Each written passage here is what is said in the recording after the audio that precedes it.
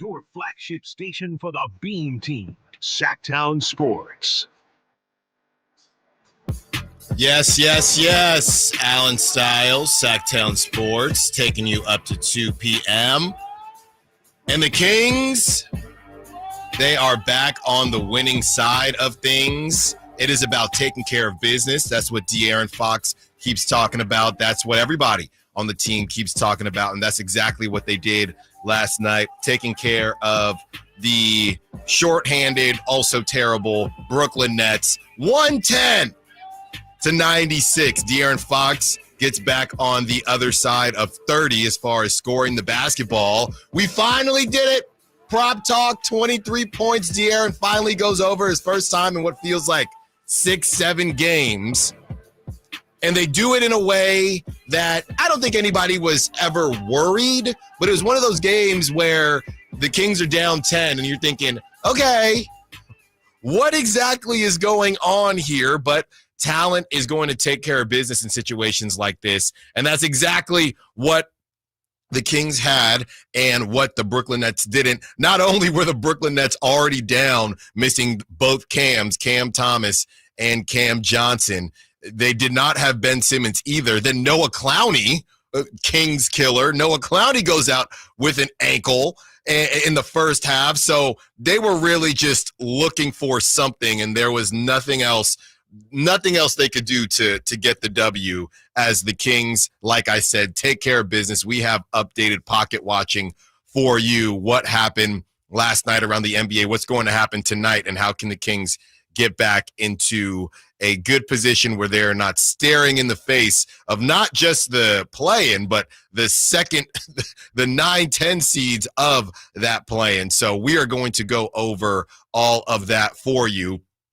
We hit some milestones from last night for the Sacramento Kings. De'Aaron Fox eclipsed 11,000 career points in Brooklyn during the first quarter, and Malik Monk notched his 6,000th career point in the third quarter. So shout out to those guys. Also, Domantas Sabonis is the second player in NBA history to record a game with 20 points, 20 or more rebounds, 10 or more assists on 80% from the field. Joining, this is the same guy that we keep using with Domantas Sabonis, Wilt Chamberlain, who also did it 5 times. So Domantas Sabonis continues to be that guy for the Sacramento Kings. One thing that I did notice with the Sacramento Kings, and this is just a testament to Doug Christie and everything that this coaching staff is learning and evolving and continuing to grow, it's the defensive adjustments, right? They'll come out of a timeout, and this is kind of becoming a calling card, if you will, for Doug Christie. Coming out of a timeout, you'll see a completely different defense, or any type of stoppage, you'll see a completely different defense. And it could be a zone for a couple possessions. They could go a hybrid zone where they could trap maybe the star player on that team. Not that Brooklyn Nets really had one.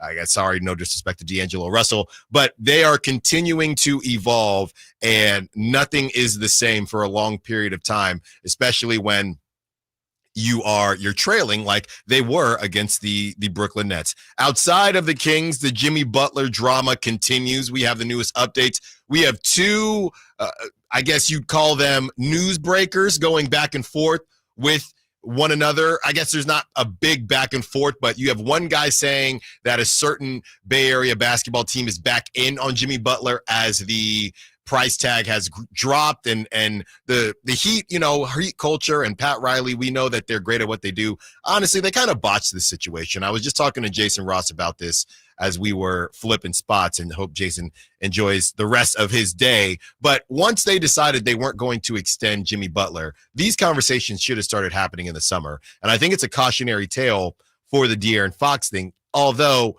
this situation is a little bit different because Jimmy full on wanted to stay in Miami. He just said that $50 million player option was not enough for him. Once Pat Riley said, well, we're not giving you more because you're 35 years old and we don't know how much you're going to be available, the wheel should have started moving in the summer. So I think that is where the Heat, they kind of botched this thing, and now they're going to have to make their bed or they're going to have to lay in the bed that they made. So as we bring that back to De'Aaron Fox, it's interesting how the Kings are going to handle this whole situation. So we have updates on the Jimmy Butler drama. Going to get into a little bit of NFL towards the end of the show as we recap all of the different jobs that have been taken, the jobs that haven't been taken. Everybody is just avoiding the Saints because nobody knows what the Saints are. And it's still the NFC South, so it's a little bit surprising there, but you don't have a quarterback. I mean, the Derek Carr situation. All you know is that you got Alvin Kamara. That's pretty much it. So the Saints, they're having some trouble finding someone to take that job, which, again, being in that division, you would think it wouldn't be that difficult. You get to play indoors. You got a great fan base out there in the NOLA, but the Saints unable to find their guy quite yet. Duval. You have Liam Cohen going very, very viral. Duval. And the thing about this is we're going to play this audio probably a million times. During a break, you have to watch the clip because it's the smile at the end that gets me when he's just so proud of himself, because it's during his whole kind of intro presser, right? Duval. He's talking about the community. He's talking about everything that comes with being a part of the Jacksonville Jaguars, and he sneaks it in. And the smile on his face, if you've ever, I know I have, in the mirror practiced something and then you do it, whether it be in a public situation or to a date, whoever you're talking to, and you feel like you crushed it, it's that little smirk, and it has just gone completely viral. Duval. Which might also, look, if they win games, it'll be the most legendary thing ever. If they lose games, he's just going to continue to get trolled with. So this is his biting kneecaps. This is literally it. This is literally it. So, he had some other sound bites. That's probably not the worst sound bite. And Kyle and I were talking about some of the things he said based on how he took the Jacksonville Jaguars job. It's kind of like lacking self-awareness, if you will. Yeah, so congratulations, Jacksonville. You get this guy choosing your next general manager. That's right. Duval. And the smile just gets me every single time. So we'll go over the NFL, who's been swooped up and who hasn't. The Cowboys just named Matt Eberflus their defensive coordinator. So they're trying to make something happen, man. And as far as making something happen, Kevin Huerter did not make something happen because he didn't get a chance. Kevin Huerter with the DNP, we'll discuss what that means for his future on the Sacramento Kings, whether it's a big deal, little deal, or no deal at all. We are premiering, premiering a new segment. I've been working on this one and decided today is the day. Kings don't play today. We're going over everything that they did against the Nets, and it's time to revisit the rookie of the year ladder, the best rookie of the year odds ladder, and we're going to do it the only way that I know how. This segment is called In Stile, Out of Stile. It's coming up at 11:30. I was very right as of right now, I was very right on one rookie prospect. I was very wrong on one rookie prospect. That's coming up at 11:30, and that'll probably take you on up as we get through all of the NBA news, NFL news, and of course your Sacramento Kings as the flagship. But I wanted to start here, Kyle, and I wouldn't call this a style espresso per se. This is just okay, well, you can do it anyway. A quick one. Yes, a quick one. Just a little shot of espresso, not the full thing. This is kind of me building off of what I said about the Western Conference and about the Kings. Maybe whether you want to keep De'Aaron Fox, whatever the case is, the Kings being more aggressive than we've seen them be in the past. So last night, the Celtics lose to the Rockets. Amen Thompson hits the game winner. And again, we just talked about how ridiculous he is as a basketball player, and he can't even shoot yet. But he's strong as you know what. He's athletic as you know what. The dude likes to defend, and he just finds ways to get to the cup. He is the elitist of elite athletes, okay? And to me, as the Celtics are scuffling a little bit, and the Kings were part of that scuffling as the Kings beat them at home without De'Aaron Fox, this just continues to reiterate that the NBA is wide open this season.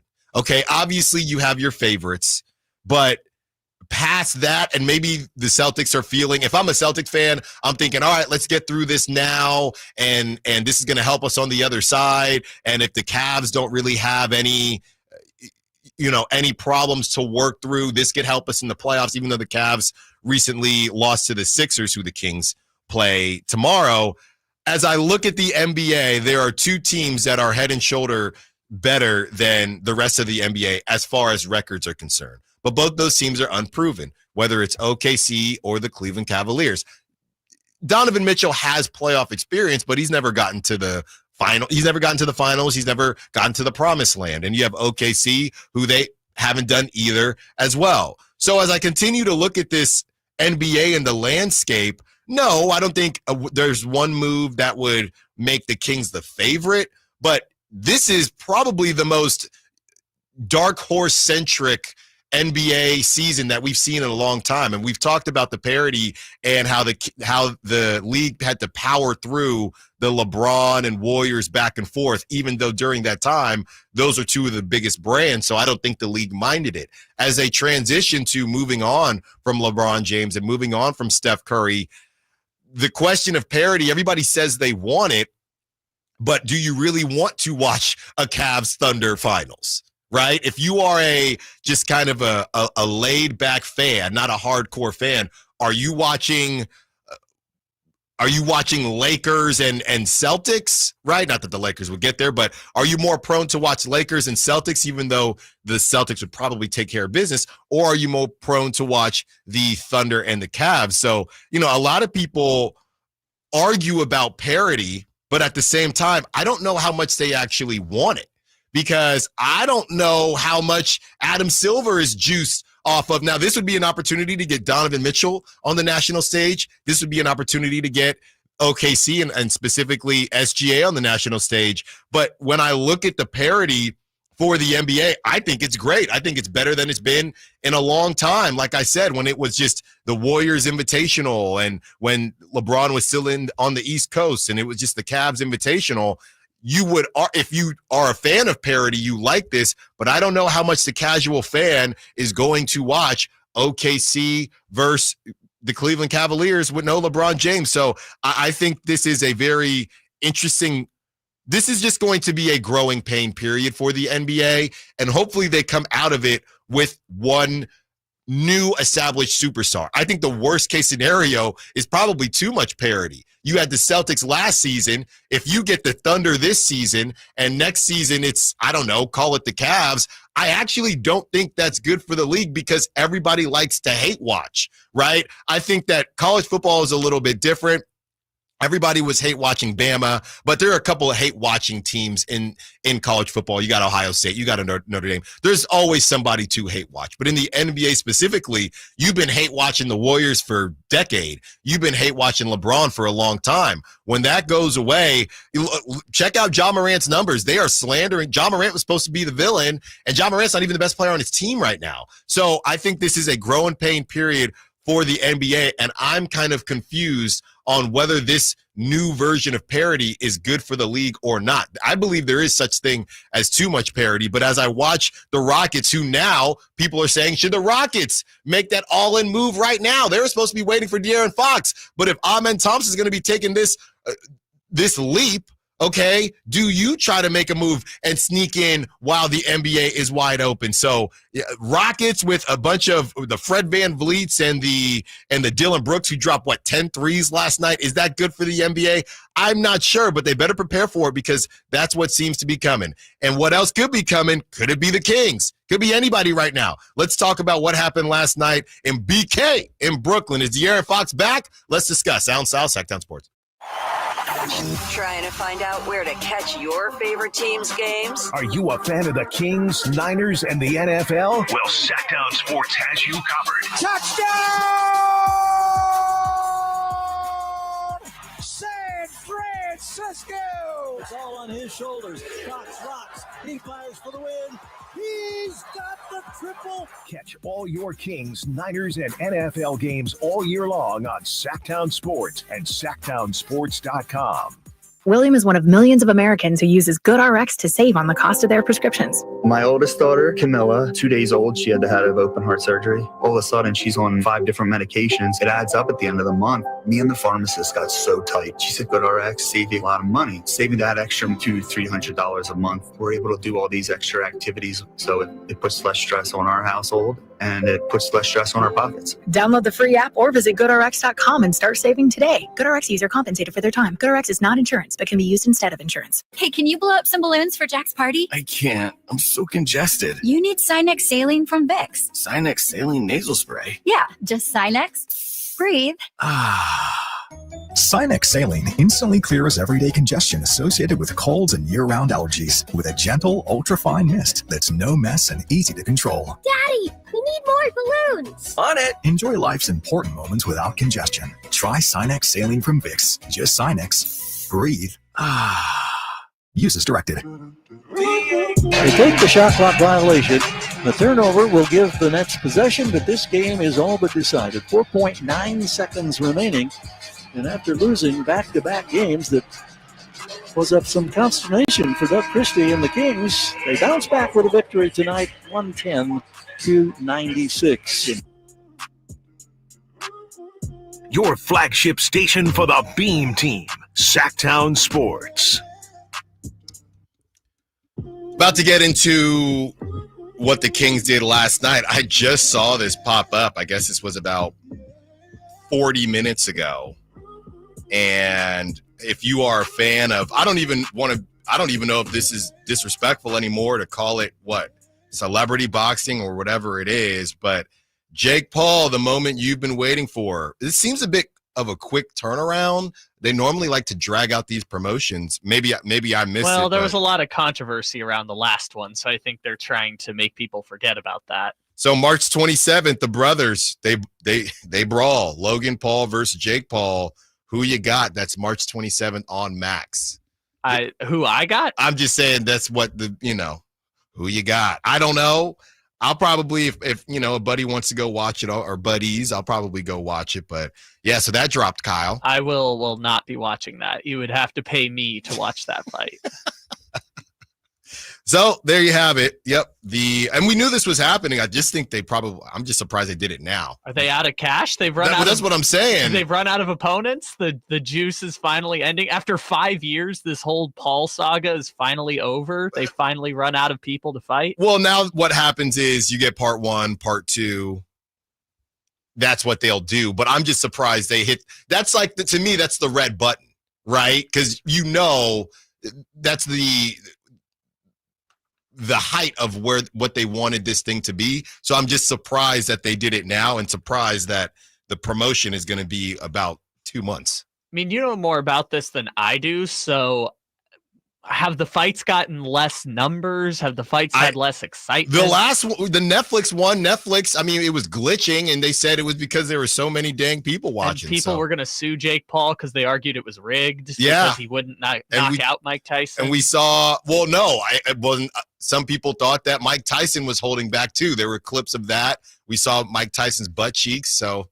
Oh yeah, that's right. Yeah, that was the last time. So there you go, March 27th. So yeah, this thing might be losing its juice. Party at Kyle's house. That's what. And yeah, funny enough, now this one is on Max, so not on Netflix again. So who knows what's going on? Don't worry, we will be watching mediocre college basketball at my house. Kyle will be watching Logan Paul versus Jake Paul. I will bring the nachos. And you needed popcorn last night as the Sacramento Kings kind of played with their food a little bit. And I get it. It's a really tough. They did end up covering, I believe. Kyle, you said the line was 12.5. I saw it at 10.5 initially, but either way, they took care of business. It was right down to the end. I saw some people were saying Brooklyn could have shot the ball with 2 seconds left. Yeah. And they just chose not to. Yeah.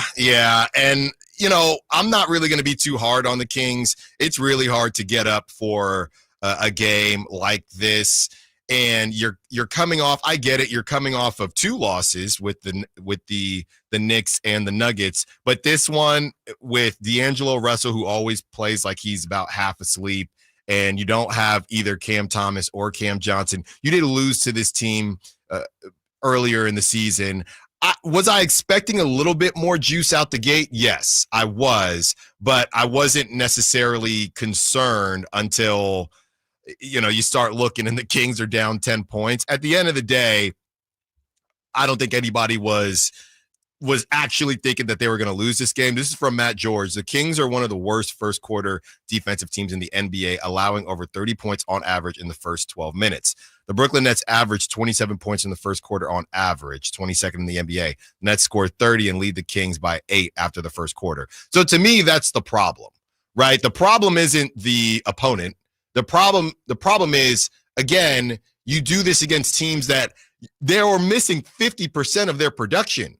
The Nets were with neither Cam Johnson, Cam Thomas, and you lose Noah Clowney for whatever that's worth, and no Ben Simmons. So they didn't have any of those guys. They still put up. Noah Clowney played the first quarter. He was done in the first half though, and they put up 30 in the first quarter. So to me, as much as this team has looked different under Doug Christie, that is the one situation that feels like it has carried over from the Mike Brown era. These kind of sluggish starts where they're not fully engaged and then they turn it on. You can do that against the Brooklyn Nets. I don't even know if you can do that against the Sixers. I really don't. And they barely pulled it out last time against the Sixers. So you can, and that's the last game, right? You pull some stuff like this against anybody else on this road trip, whether it be the Timberwolves or the Thunder, you're not winning those games. You're just not.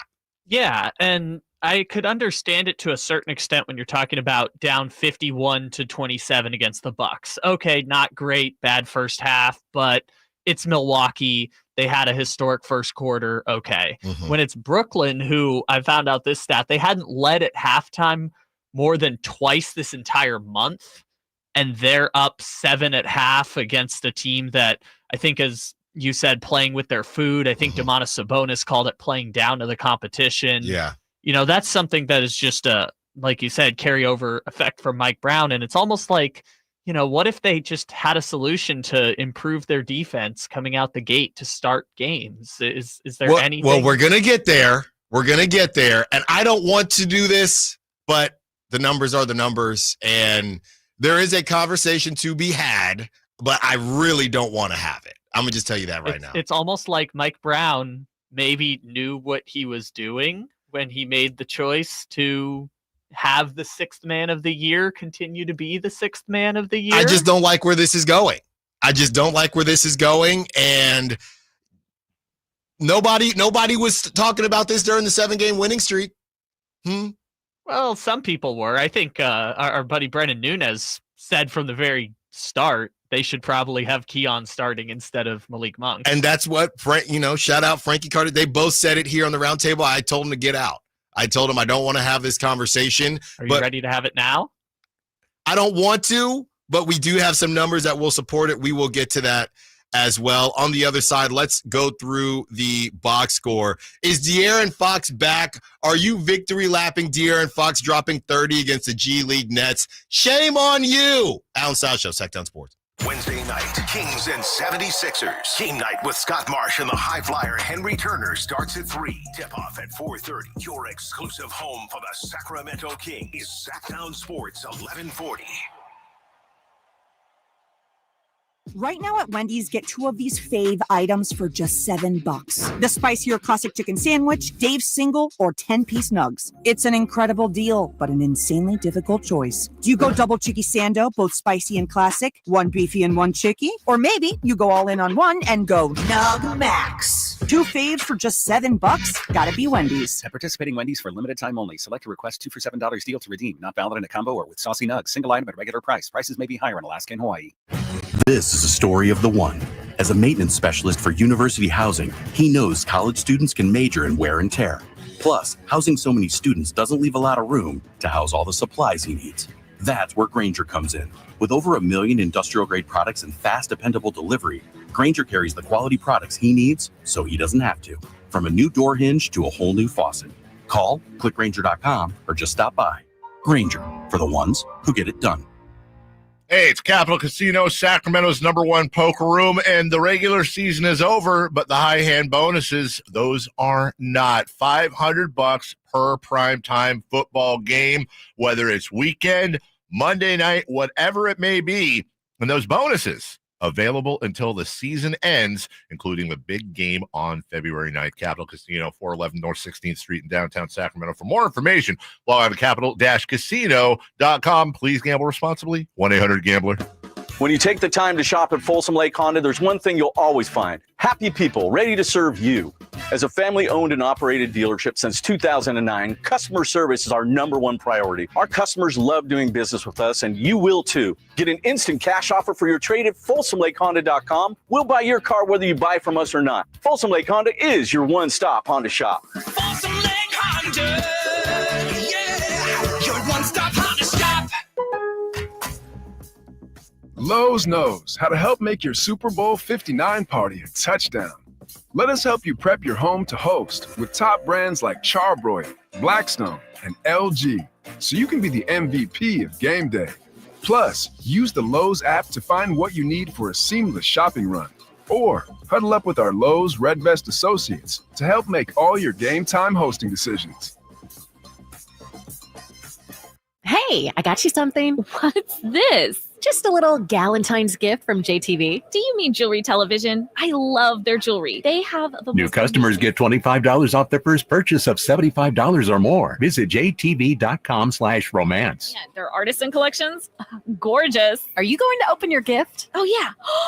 It's the pearl bracelet. New customers receive $25 off their first purchase of $75 or more. Visit jtv.com/romance. Fall head over boots in love with music this Valentine's Day. Get ready for Sacramento's premier country music festival, Country in the Park, returning May 16th and 17th at Cal Expo with Bailey Zimmerman, Billy Currington, and more. Enjoy food trucks, mechanical bulls, and line dancing. Tickets start at just $52. Visit CITPfest.com. Brought to you by Hyatt Vacation Club. Don't just say, I love you. Show it with music. Buy tickets now. How about you try something new this year? A resolution to enjoy what you drive. And the only way to guarantee that is at Sacramento Dodge Chrysler Jeep Ram. And it's not just because they're centrally located right across from Hagan Oaks Golf Course or their huge selection of new and pre-owned vehicles. It's because their general manager, Chuck Dean, and his team, they really take the time to get to know you and your goals. To them, it's not just about a car sale. It's about building generational relationships with someone you can trust. That's why people come from all over, Folsom, Elk Grove, Woodland, Roseville, because Sacramento Dodge Chrysler Jeep Ram, it's where a handshake still means something.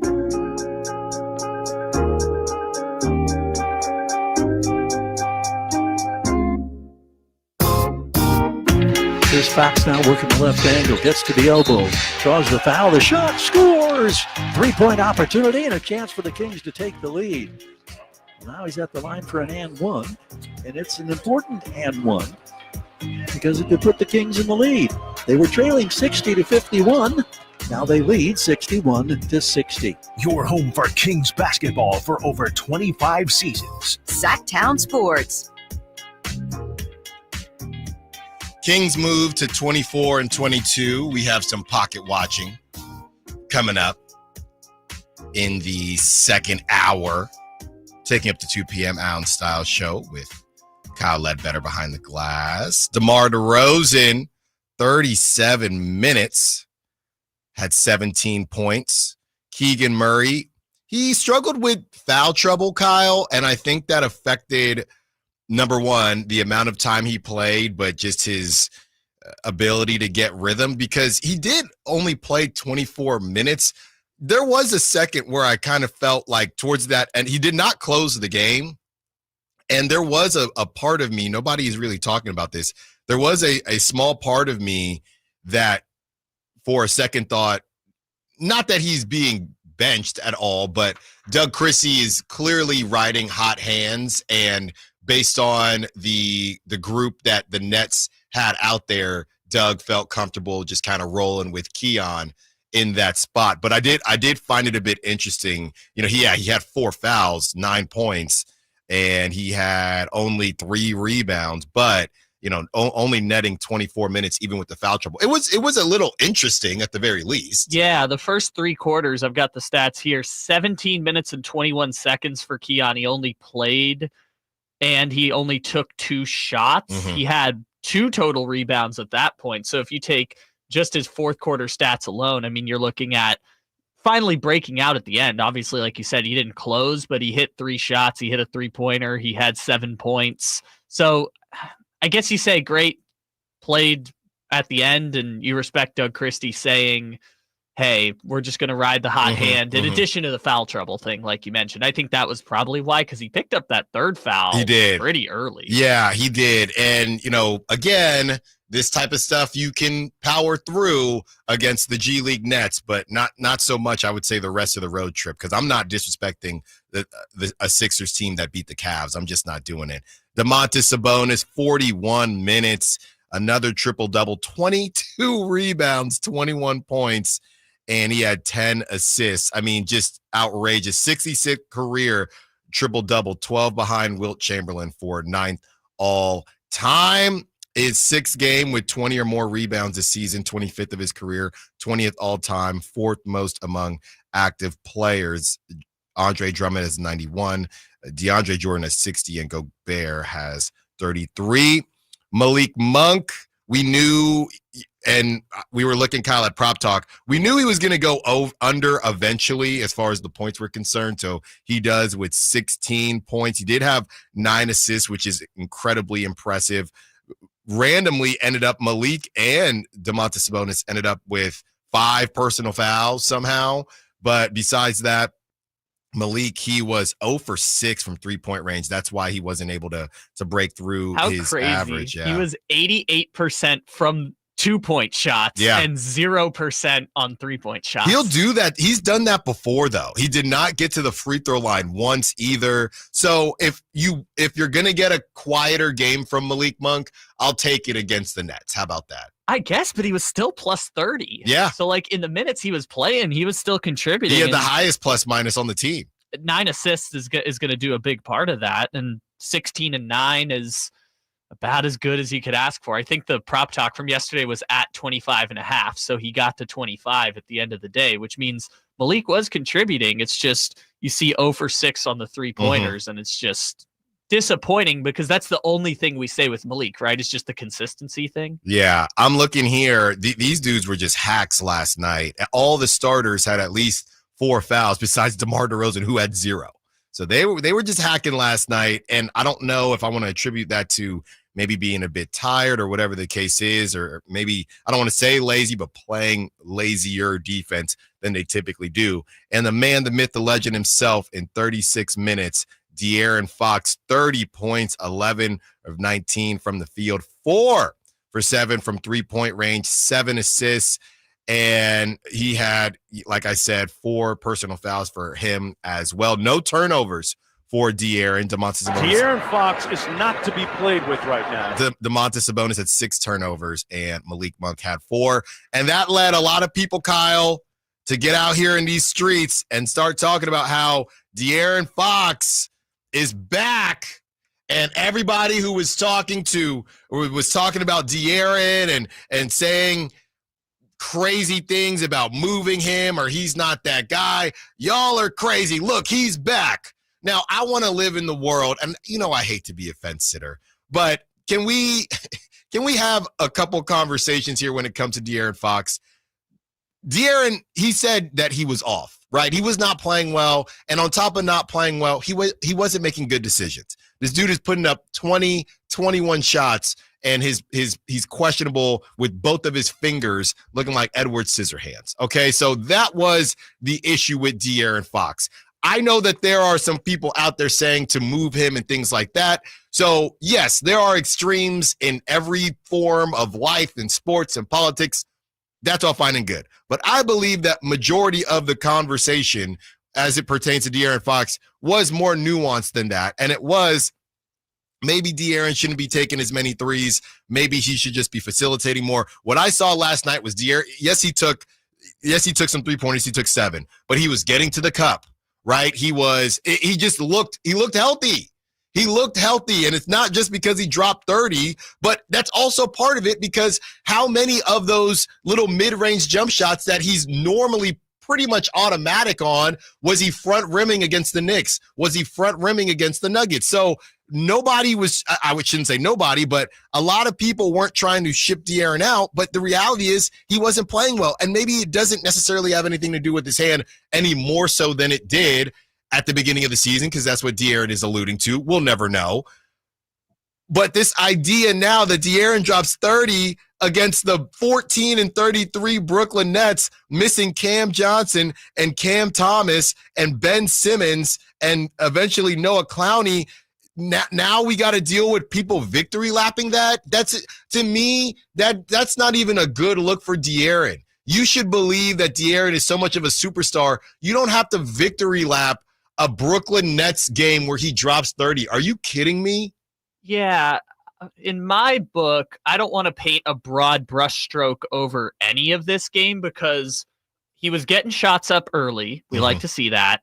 He was getting points early. It wasn't like he was shooting poorly. He shot over 50% from the field and over 50% in that first half. So he was getting shots up early. He was making shots, and the Kings were losing to a team that they should have been blowing out. But like we talked about earlier, that's more of a defensive problem than it was a Kings offensive problem. Right. So, like I said, I don't really want to just make a sweeping conclusion about whether he's back or not back or what this performance means when it's just such a strange game and a strange stat line at the end of it all, because he scored 30 points, but he was a +0. And when the Kings went on their giant run after Nick Claxton picked up his 5th foul, right, De'Aaron wasn't on the floor. Yeah. So I don't want to make any broad conclusions on this game because it was just kind of all over the place. And now, and we love the SAC chat and we love the text line 916-339-1140. If you want to be a part of the conversation, is De'Aaron back? How are you feeling about your Sacramento Kings? And somebody, Stock Heist on the SAC chat, is saying, Styles trying to ship Fox out. Absolutely not. I'm not trying to do that at all. It was just kind of crazy to me that this was the game that everybody was out here victory lapping, right? And De'Aaron is back. Y'all were talking crazy. He had a good game. But isn't that shouldn't this be the standard a little bit with De'Aaron against the Nets team? If you even did it against the Sixers, because the Sixers with Paul George and Tyrese Maxey, that's still that's a respectable team. De'Aaron drops 30 against the Sixers. You want to victory lap that? That's fine with me. But victory lapping this Nets game when De'Aaron hadn't, eclipsed 20 in the last 4 games, I just, like I said, I try not to police fandom, whatever it is. It just was a little, come on now. I get it. I understand the sentiment there because Fox came out chucking. He had 12 of the shots were in the first half. The next highest King was DeRozan with 9.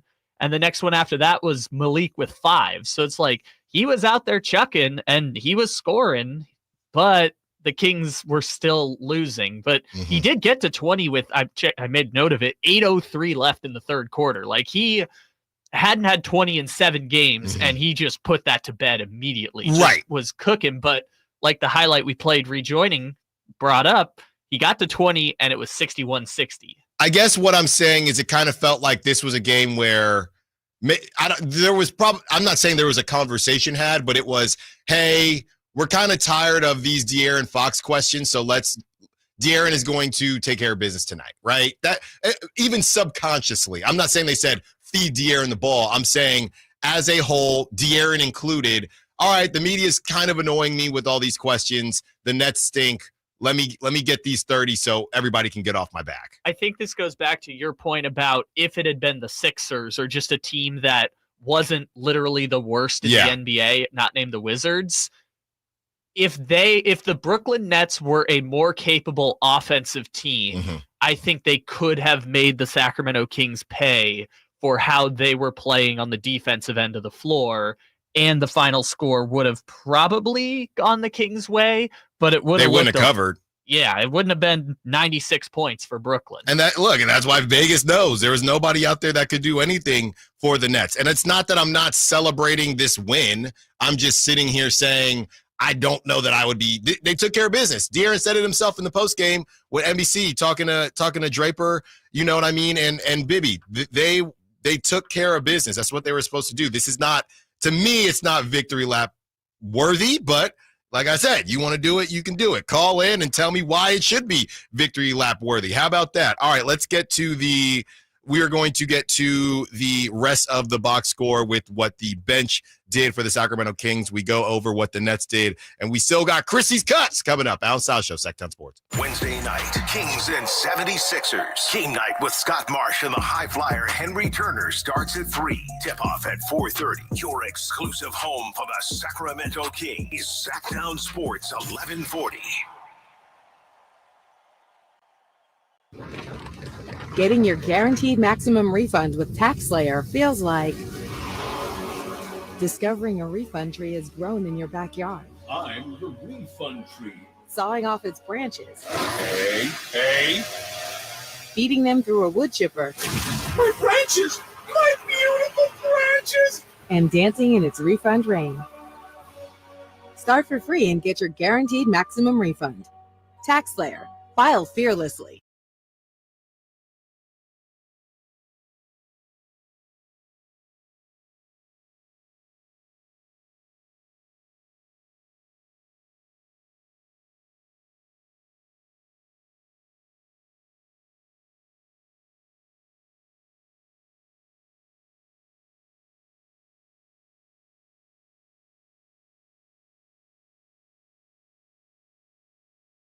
some dollars off of that original quote. They're making the uncomfortable comfortable. They've been doing it since 1981, serving the greater Sacramento area. A+ with the Better Business Bureau. That's why they keep having customers coming back for more and more and more. You can call them and set that appointment at 916-520-9990. That's 916-520-9990 or AmericanEnergyAir.com. Call 916-520-9990 now. With 25 award-winning years in Northern California, Ashton & Price is your local injury law firm. Pro attorney tip: if a firm presents as local but they're in LA, red flag. If your first consultation is not with a lawyer, big red flag. At Ashton & Price, your first consult is with a local attorney, and if serious injury prevents travel, a lawyer will come to you. Still not enough? George Washington's my uncle. At Ashton & Price, no red flags, just red, white, and blue. Remember, for the best advice, don't think twice. Call Ashton and Price. Hey, Sacramento, it's time to party. Join us for the ultimate big game watch party at Mix Downtown, hosted by Sacktown Sports on Sunday, February 9th. Feast on Mix's all-you-can-eat taco and nacho bar and big game bites while watching the biggest football game of the year. Catch all the action on Mix's large projection screens and HD TVs. Doors open at 2 p.m. Kickoff is at 3. Mix Downtown, located at 16th and L Streets in Sacramento. It's 21 and over, so bring your crew and let's make it a game day to remember. For details, visit mixdowntown.net.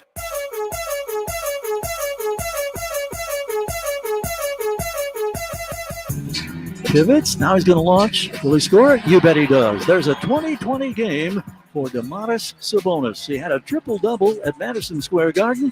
He's got his third 2020 game of the year. It's 47 seconds to go. Kings now lead 110-93. Your home for Kings basketball for over 25 seasons. Sacktown Sports.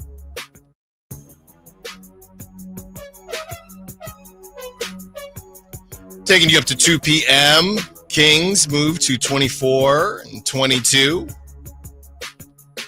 Brooklyn Nets fall 14 and 33. Kings win 110-96. We are going over the box score with you, and then we have some of Christie's cuts coming up as well. We just went over the starters, having a conversation back and forth on De'Aaron Fox and how, for lack of a better term, impressed you should be with what De'Aaron Fox did, or are you feeling like De'Aaron Fox is quote-unquote back? I still need to see more personally, and we're going to get an opportunity in Philly tomorrow night, as you heard during the commercials. Game night, all that coming at you on your home of the Sacramento Kings. Another kind of confusing night as far as the bench is concerned. Doug McDermott plays 6 minutes. He took 4 shots, 0 for 2 from 3-point range, 0 points. He was a -10. And that's the thing about Dougie. You know, we love what we've seen from Dougie. We are yet to really see him do it when it matters, right? I mean, we've seen him do it. With the first time was a blowout when he got ridiculously hot. The second time they tried to make some sort of a comeback against the Nuggets, but that one was all but over. So still looking to see Dougie do it when the game is still in the balance. Keon Ellis, 30 minutes. He had 11 points. He went 3 of 6 from 3-point range. Love to see Keon take 6 threes. And really, you don't see a lot of it. Some shows up in the box score with 3 steals, but that doesn't really even tell the whole story with what Keon does defensively. So great stuff from Keon right there. Trey Lyles, 15 minutes, 4 points. He had the worst plus minus. He was a -18 if you're into that sort of thing. 5 rebounds. He was 0 of 1 from 3-point range, 2 of 3 from the field. Alex Len got in there early, did not eclipse 5 minutes. He 4 minutes, 38 seconds. He had no points. He had 1 rebound. And at that point, that's when things were looking a bit shaky.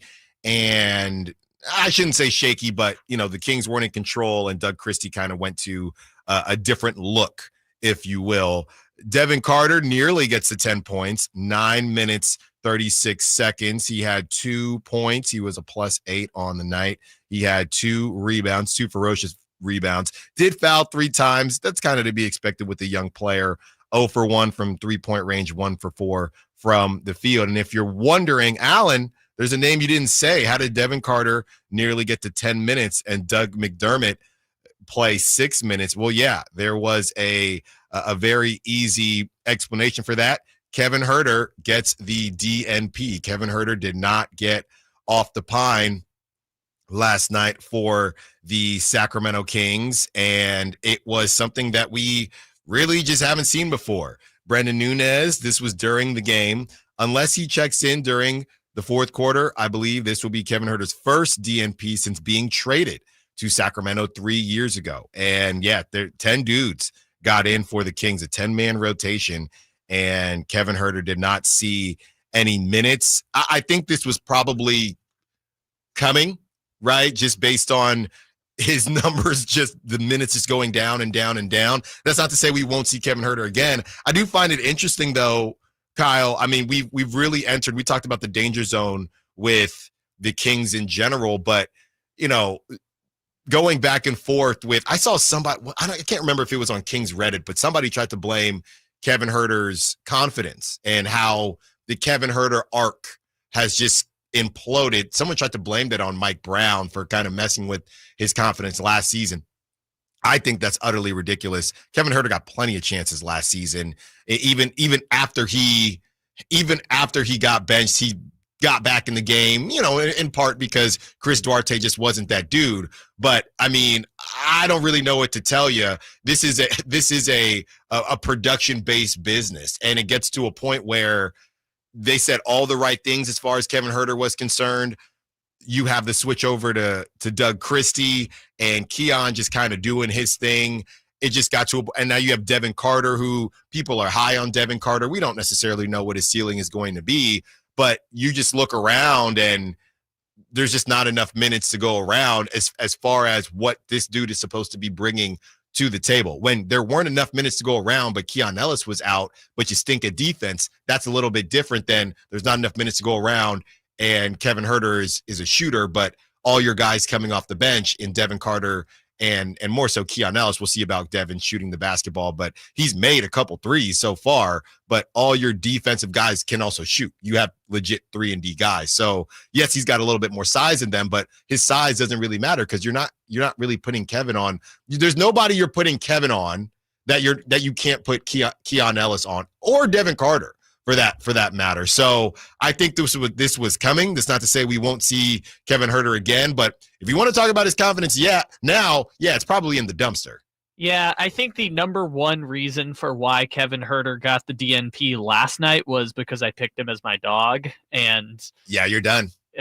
You're done. Doug's done this like 3 times to me. Picking a dog that doesn't end up playing, and I get it. We obviously stay away from the starters because that's less fun. Even though I think I had did I have Keon last night? Yeah, I think I got Keon last night. I pick starters. I just can't pick them every night. Right. But you pick a dog that is DNP not because of injury. That's like swinging and missing in a softball league. We can't talk about, what type of case you would buy in a softball league, but yeah, you owe the studio something. You got to come in with something. Yeah, but this is the 3rd time it's happened to me. I mean, there's been games where Doug plays and scores a 0. It's why I've been joking. Doug McDermott has more dogs per capita from me than any other player, and he's had 2 DNPs in one game where he had a 0. And now Kevin Herter, the first time I pick him in like 2 months, he ends up DNPing. But in all seriousness, your point is correct. Like we've seen this gradually building up over damn near 2 years now. Like he goes from starter to starting but less minutes to sometimes he's off the bench, and they had Duarte start for him, and then they had Keon start for him. Then he came back from the shoulder injury and he was starting at the beginning of the season, and then he was moved to the bench, and then Mike Brown got fired, and it went from like 15 minutes to 10 minutes to 6 minutes in the game before this, now down to 0. So it's literally been as gradual of a decline as you can expect from, I would say, the pinnacle of Kevin Herter, which was right before that 3-point contest in the All-Star game 2 years ago. Yeah, and some people will still blame that. As far as Kevin is concerned, look, man, I never got close to playing in the NBA, so I'm not going to sit here and try to give Kevin Herter any type of advice. But I will say this happens to everybody on some level at some time in their life, right? There are very small amount of players that end their career as starters if you are not a superstar. Most dudes, they find themselves in a position like this. For Kevin Herter, you're only 26, 27 years old. Now it's time for him to hit the lab and see figure out what's going on with his shot, number one, and see what else he can bring to the table, because he's going to get opportunities again. But as of right now, where you come in, it's like, I love to say the chicken or the egg thing. Now he's pressing a little bit. He's putting up shots that maybe he shouldn't be putting up. He's not hitting them. That's the bigger issue. And now, it's just a situation where you're not bringing anything to the table. So he's got to find a way to bring it to the table. So Kyle, you want to go to Christie's Cuts right now? All right, it is time for Christie's Cuts.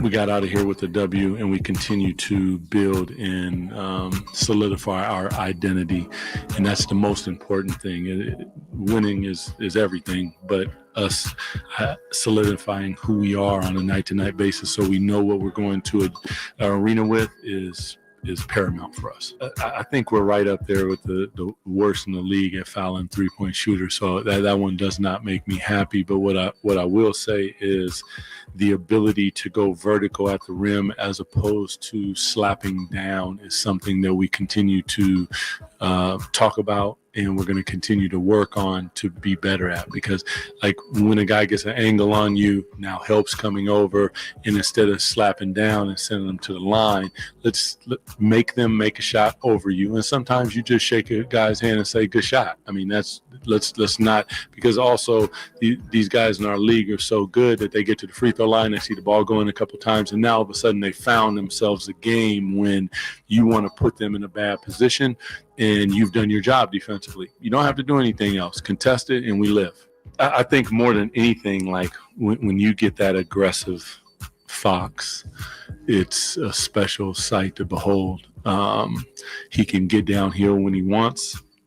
He's got the floater. All of a sudden the three ball starts to fall. He gets to the free throw line. All those things, they add up. And I think even defensively, when he's engaged like that physical presence, and he's a load to deal with. And I was really happy to see it. I think it's for Fox. I really love him for that, because it's a sign of maturity and leadership. being in this league for many years, no one's completely healthy. So you're trying to find your way. There's a difference between being hurt and being injured, and him just continuing to work through bumps and bruises is like super huge. And I think his teammates recognize that. I know, and I hope that he understands that I do, because that is big time leadership. There'll be nights where he's feeling more like this, and then there'll be nights where he's feeling more like dropping 13 assists. There is a difference between being hurt and injured. That's probably one of the most important quotes I'll take away from Christie's cuts this go round, because that's what we're saying, what we're seeing with De'Aaron Fox, and they're all very open about it, right? And for Doug Christie to come out and say there's going to be nights like this, there's going to be nights where he feels like putting up 13 assists. What he's actually saying, not to put words in his mouth, but what it sounds like to me is there are going to be nights where that finger hurts a little bit more, and he's just going to decide that he needs to create more instead of taking his own shots. And I think that's what we were seeing the last couple games, where the finger probably was hurting worse than normal, and then you add in the other situation with the thumb on the right hand, but he was still putting up the same amount of shots. So it's more of a decision. If you're going to play hurt, it's paramount that you are making the correct decisions. And last night, De'Aaron was feeling good, so let's do it this way. It might not be like that in Philly tomorrow night. So we got to get to the other side. When we do, continuing the conversation on one, Kevin Huerter. How does Kevin Huerter find his way back into the lineup and the rest of the Kings getting this W? Are you feeling better about the Kings? We open up the phone lines as we hit the second hour of the show. Let's hear from you, 916-339-1140. Allen Stiles, Sacktown Sports. Wednesday night, Kings and 76ers. Game night with Scott Marsh and the high flyer Henry Turner starts at 3. Tip-off at 4:30. Your exclusive home for the Sacramento Kings is Sacktown Sports 1140. Right now at Wendy's, get 2 of these fave items for just $7. The spicier classic chicken sandwich, Dave's single, or 10-piece nugs. It's an incredible deal, but an insanely difficult choice. Do you go double cheeky sando, both spicy and classic, 1 beefy and 1 chicky? Or maybe you go all in on one and go Nug Max. 2 faves for just $7? Gotta be Wendy's. At participating Wendy's for a limited time only. Select a request 2 for $7 deal to redeem. Not valid in a combo or with saucy nugs. Single item at regular price. Prices may be higher in Alaska and Hawaii. This is a story of the one. As a maintenance specialist for university housing, he knows college students can major in wear and tear.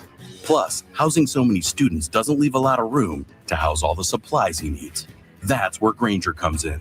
With over 1 million industrial-grade products and fast, dependable delivery, Grainger carries the quality products he needs so he doesn't have to. From a new door hinge to a whole new faucet. Call, click Grainger.com, or just stop by. Grainger, for the ones who get it done. Hi, this is Greg Papa. Disasters hit every day. If your home, business, or building has suffered from any disaster, SunPoint Public Adjusters can help. SunPoint prepares, presents, and negotiates your claim with the insurance company, working only for you, making sure you get everything you're entitled to and letting your focus be on what's most important, your family or your business. Call SunPoint today at 888-247-7865 or contact us at sunpoint.us. SunPoint Public Adjusters, the gold standard in public adjusting. License number 2N14884.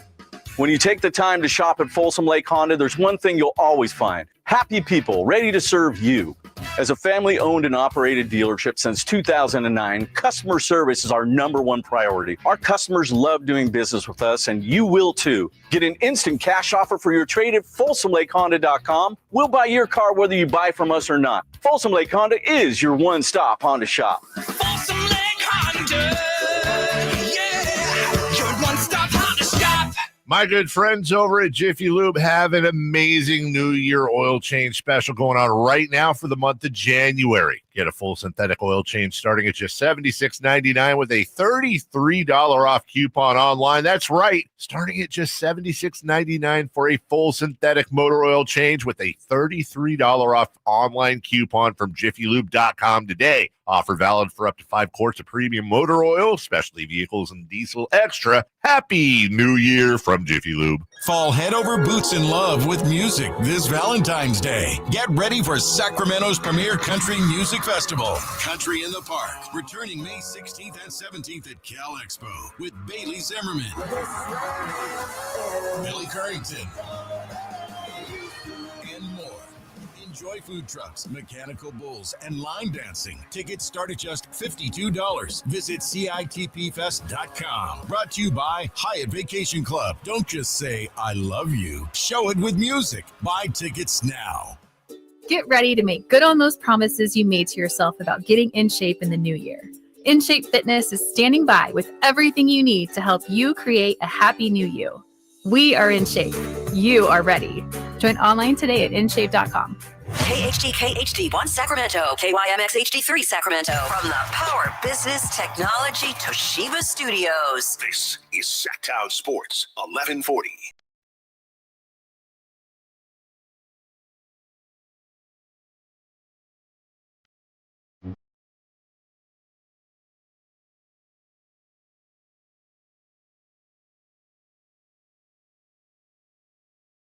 Your flagship station for the Bean Team, Sacktown Sports. A DNP CD for one KH, Kevin Herter. And how do you bounce back from something like that, right? Whether it's ever happened to you in your career, when you were in high school or college, or maybe before that, how do you go back to the drawing board when you lost a spot? Not that they didn't give you an opportunity. You had the opportunity, and now you have to reprove yourself or prove yourself once more. The Sack Chat is saying, Patrick Donaldson, it may be because they are close to trading him and didn't want to risk injury. Yeah, I'm gonna be honest with you, Patrick. I don't think that's it. I don't think that's it, because I don't think Doug will tell you that that's not my job. My job is to play whoever is going to help me. Okay, Trey Lyles played, right? Trey Lyles has been in conversations, maybe not as much as Kevin Herter, but pretty dang close, right? So I don't think that's it. I think it's more about who Coach Christie thinks can help win a game. And I don't necessarily think that he believed that Kevin Herter was necessary. Now, is that maybe somewhere swirling around in his brain? Maybe, but you talk to these guys and they say all the right things, and it's, hey, that's a Monty thing. That's not a me thing. I'm going to play whoever I believe can win the game. Now, if Kevin Herter gets traded today, then I will eat crow for sure. But I still wouldn't believe that there is a direct connection. That's just not really how Doug Christie comes off to me. And the coach is never going to tell you that, so ultimately we'll never know. But Doug Christie is here to win basketball games. And if he thought Kevin Herter, especially when they're down 10, if he thought Kevin Herter could help him win a basketball game, he thought Alex Len could help him win a basketball game. Alex Len nearly gets 5 minutes. So I don't think that's it. Trey Lyles got 15. Like I said, he's been in those conversations. Devin Carter has been in those conversations, right, with nearly 10 minutes. So it's possible. I'm more so leaning towards the fact that we've seen this going on with Kevin Herter, and it was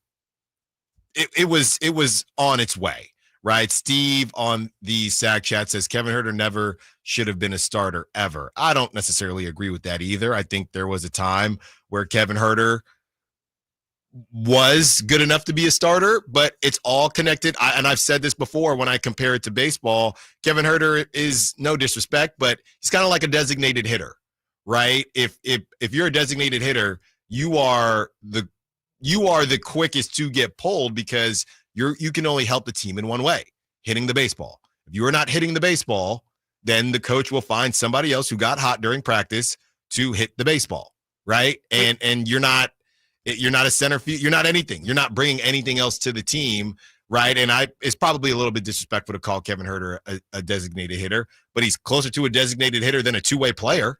We're also playing revisionist history on the fact that he was the starter on, at the time, literally the number one offense in NBA history. Like the Beam Team season, he was the starter for the best offense in the NBA. I think the shoulder surgery was a bigger deal than we're probably making out of Kevin Herter and rhythm and routine, because I've heard Shane Battier talk about before how like he got into his own head because his shots would always be like a quarter of an inch off from where his arm angle was. Yeah. And he just didn't know how to correct that for years. And shooting is such a precise skill set that when you have a major injury like a shoulder surgery, I think we're probably underrating just how much that probably, not that, the injury is still bothering him, but how much you have to actually rebuild your shot from that. Yeah, to say that Kevin Herter never should have been a starter, I mean, these numbers right here, he came in his rookie year shooting 38% from three. He shot 38% on almost 5 attempts. Then he shot 38% on 6 attempts, 36% on 5.6 attempts, 38% on 5.6 attempts, 40%, that's Beam Team season, on 6.8 attempts. Last season still shot 36%, which is, I would say that feels pretty close to league average, maybe a little lower than league average on 5.3 attempts. This season, just been an absolute nightmare, shooting 30% on 4.9 attempts. And we have a couple texts coming in on this, 916-339-1140, if you want to be part of the conversation. 916 admits revisionist history, but it makes me sick that we traded a first for Herter, and outside his anomaly year 2 years ago, he's been a defensive liability and an unproductive scorer. Bad move by Monty. Another 916 chimes in. How's that trade for Herter looking now? Giving a first rounder is painful. Look, I hear what you're saying.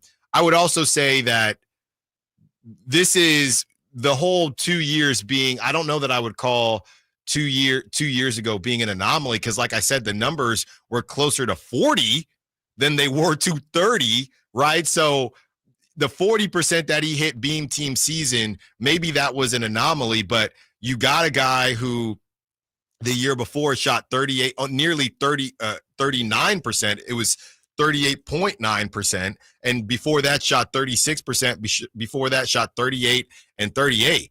So his 2 worst seasons since being moved to SAC, the 2 seasons after the 40%. So it looks even worse. But I don't know that I would call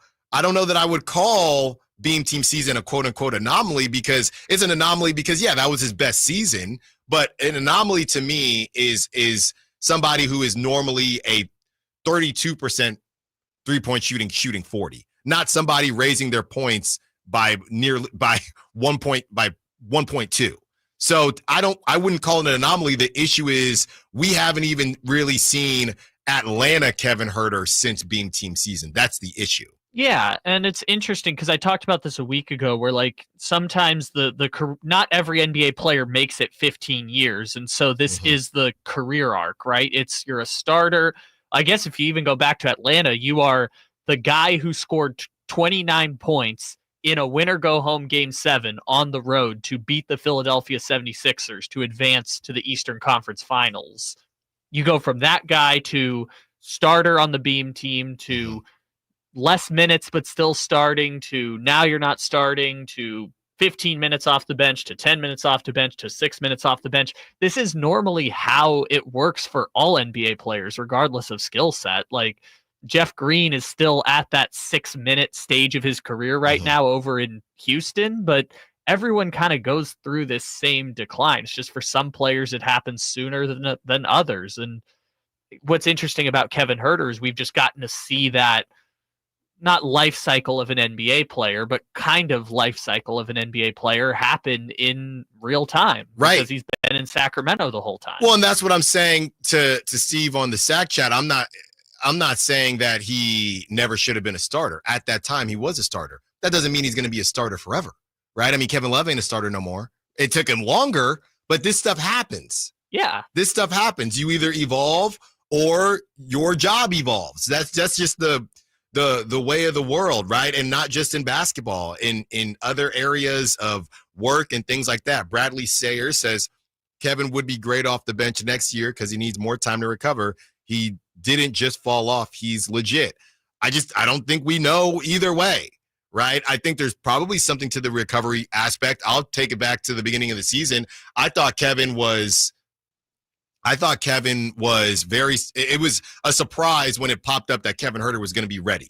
And I remember doing those shows at the beginning of the season, going into training camp, and all of a sudden it was, oh, Kevin's cleared and ready to go. It felt quick to me. The whole thing felt quick to me, and maybe he's not all the way there. Going back to why it seems so bad right now, last season was Kevin Huerter's lowest points per game average since his rookie year. In his rookie year with the Hawks, he had 9.7 points per game. Besides that, he went 12.2, 11.9, 12.1. Beam team season 15.2. That's a little anomaly-ish, if you will. And then right after that, he drops all the way down to 10.8, which is, like I said, second worst of his career. And now he sits at 8 points per game. So he has to re-find himself, and he is still on the Kings. So I'm not going to sit here and necessarily say that he's got to be shipped out. I think, do I think that that's probably best? I feel like it's getting pretty close to fresh start time, though. I will say that. If that were me being dangled in trade talks for the last year and a half, dealing with the surgery, I'm seeing these young guns. First it was Keon Ellis, now Devin. I'm getting leapfrogged all over the place. I don't think Kevin has the cachet, or I think he's a pretty good teammate. I don't think he would say, hey, move me, but I'm not going to be surprised if some of these conversations are happening. Let's get Kev a fresh start. Let's see what we can do.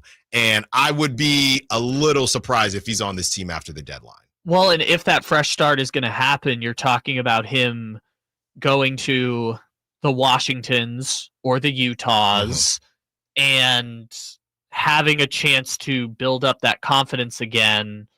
In theory, getting a lot of minutes. I mean, I know Utah has that gluttony of guards right now, so who knows what would happen in that. But, like, if he ends up on one of these rebuilding teams, this is the John Collins thing, right? The Jazz took on John Collins for nothing. They've built him back up by giving him playing time. Right. And now he's potentially going to have a chance to contribute to a team, whether it's the Kings or otherwise, competing down the stretch. So, I mean, maybe that's the cycle for Kevin Huerter. I don't know, but yeah, I think you're right. It's looking like he's not in their long-term plans, regardless of whether he gets moved in the next 8 days, 2 hours, 52 minutes, and 38 seconds. Right. I mean, let's say he doesn't get moved. I just think it'll be kind of a spot situation. We need some offense, and let's see if he's basically Doug McDermott. If he doesn't get moved, that's who he is. That's who he's turning into. And I don't think they've swapped. I don't think Doug McDermott is going to continue getting, the 7 minutes that he's getting. I think these last couple games, all right, Doug had a nice little hot streak when it didn't really matter, and he hasn't done anything since. So, but look at Doug McDermott's NBA life cycle. He went from being a contributor on playoff teams to 4 teams in 5 years, and now Sacramento was kind of his last stop on the way out of the league. Oh, and that's a fine career. I mean, and we're not saying Kevin Huerter's career is done. We were talking about this when the Nets were good with Kevin Durant, Kyrie, and James Harden. Who was the X factor? Who was supposed to be the X factor? Joe Harris. Joe Harris was supposed to be that guard X factor. Joe Harris had 2 good seasons, and I don't know where that brother is right now. I don't know where he is, but that's how quick it happens with these specialty players, if you will, when that specialty isn't very special anymore. That's Joe Harris was supposed to be the I'll never forget watching whatever it was, SportsCenter, whoever, and First Take and all this. Joe Harris is the X factor because it's pick your poison, and we never heard from that man again. Joe Harris was waived after the deadline last year by the Pistons. He retired on August 15th. And he was the guy. I mean, these these shooters, right? When you talk about it's even the Pat Connaughtons and dudes like that, if you slip, like I said, a designated hitter, if you will, if you slip, there it goes. 530 says Herter is not a starter or contributor. Nobody cares what he did in Atlanta. He's not helping the Kings win. Y'all are cold-blooded, man. Couple bad 1.5 bad seasons, and you just don't care.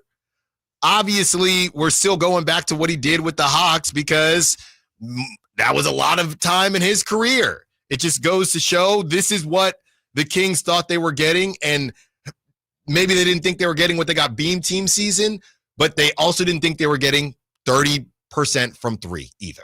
That can't happen. In that game where Ben Simmons passed up an open layup for or an open dunk, yeah, Kevin Herter had 29 points and was the leading scorer for the Hawks in a winner-go-home Game 7 on the road. Like, Hawks Kevin Herter was cooking.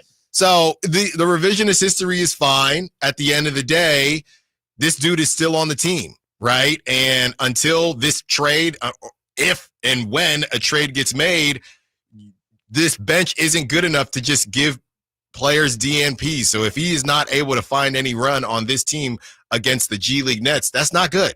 That's not good. All right. Miami Heat have lowered their asking price for Jimmy Butler, and people are losing their minds. Plus, we get to the phone lines. Allen Stiles, Sacktown Sports. Wednesday night, Kings and 76ers. Game night with Scott Marsh and the high flyer Henry Turner starts at 3. Tip-off at 4:30. Your exclusive home for the Sacramento Kings is Sacktown Sports 1140. It's what you wait for all week. The three-pointers, the rebounds, the thrill of every shot. Win or lose, it's the hope that keeps you coming back. The dream that this time, it might be your year. And so you represent with anticipation and with pride. Because when the pressure's on, your support is everything. That's why the NBA store is here to support you. Check out the largest selection of official NBA gear at NBAstore.com. A Fanatics experience. This year, resolve to save on the all-new 2025 Silverado at Maida Chevy. With $8,000 off MSRP after rebates on over 30 new half-ton Silverado LT and RST. After rebates. And Maida Chevy has one of the largest selections of new 2025 Silverados in the Sacramento area. $8,000 off new 2025 Silverado at Maida Chevy. Now that's big. Huge. See them all at MaidaChevy.com. Together, let's drive. Not available with special financing, lease, and some other offers based on 2011 or newer Chevrolet.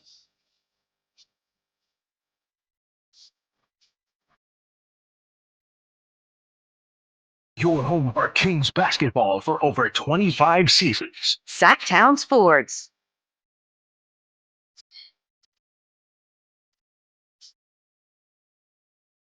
The 530s are on my helmet this morning. I don't get the Herter DH comparison. Are you comparing him to Ohtani or Brent Rooker? Neither. A DH is normally the first change in a lineup, okay? Because if you're not hitting, you're not contributing to the team, right? You're not going to – if the shortstop isn't hitting, hey, he's still one of our best fielders, so we got to keep him in the lineup. The center fielder's not hitting, hey. The catcher's not hitting, hey.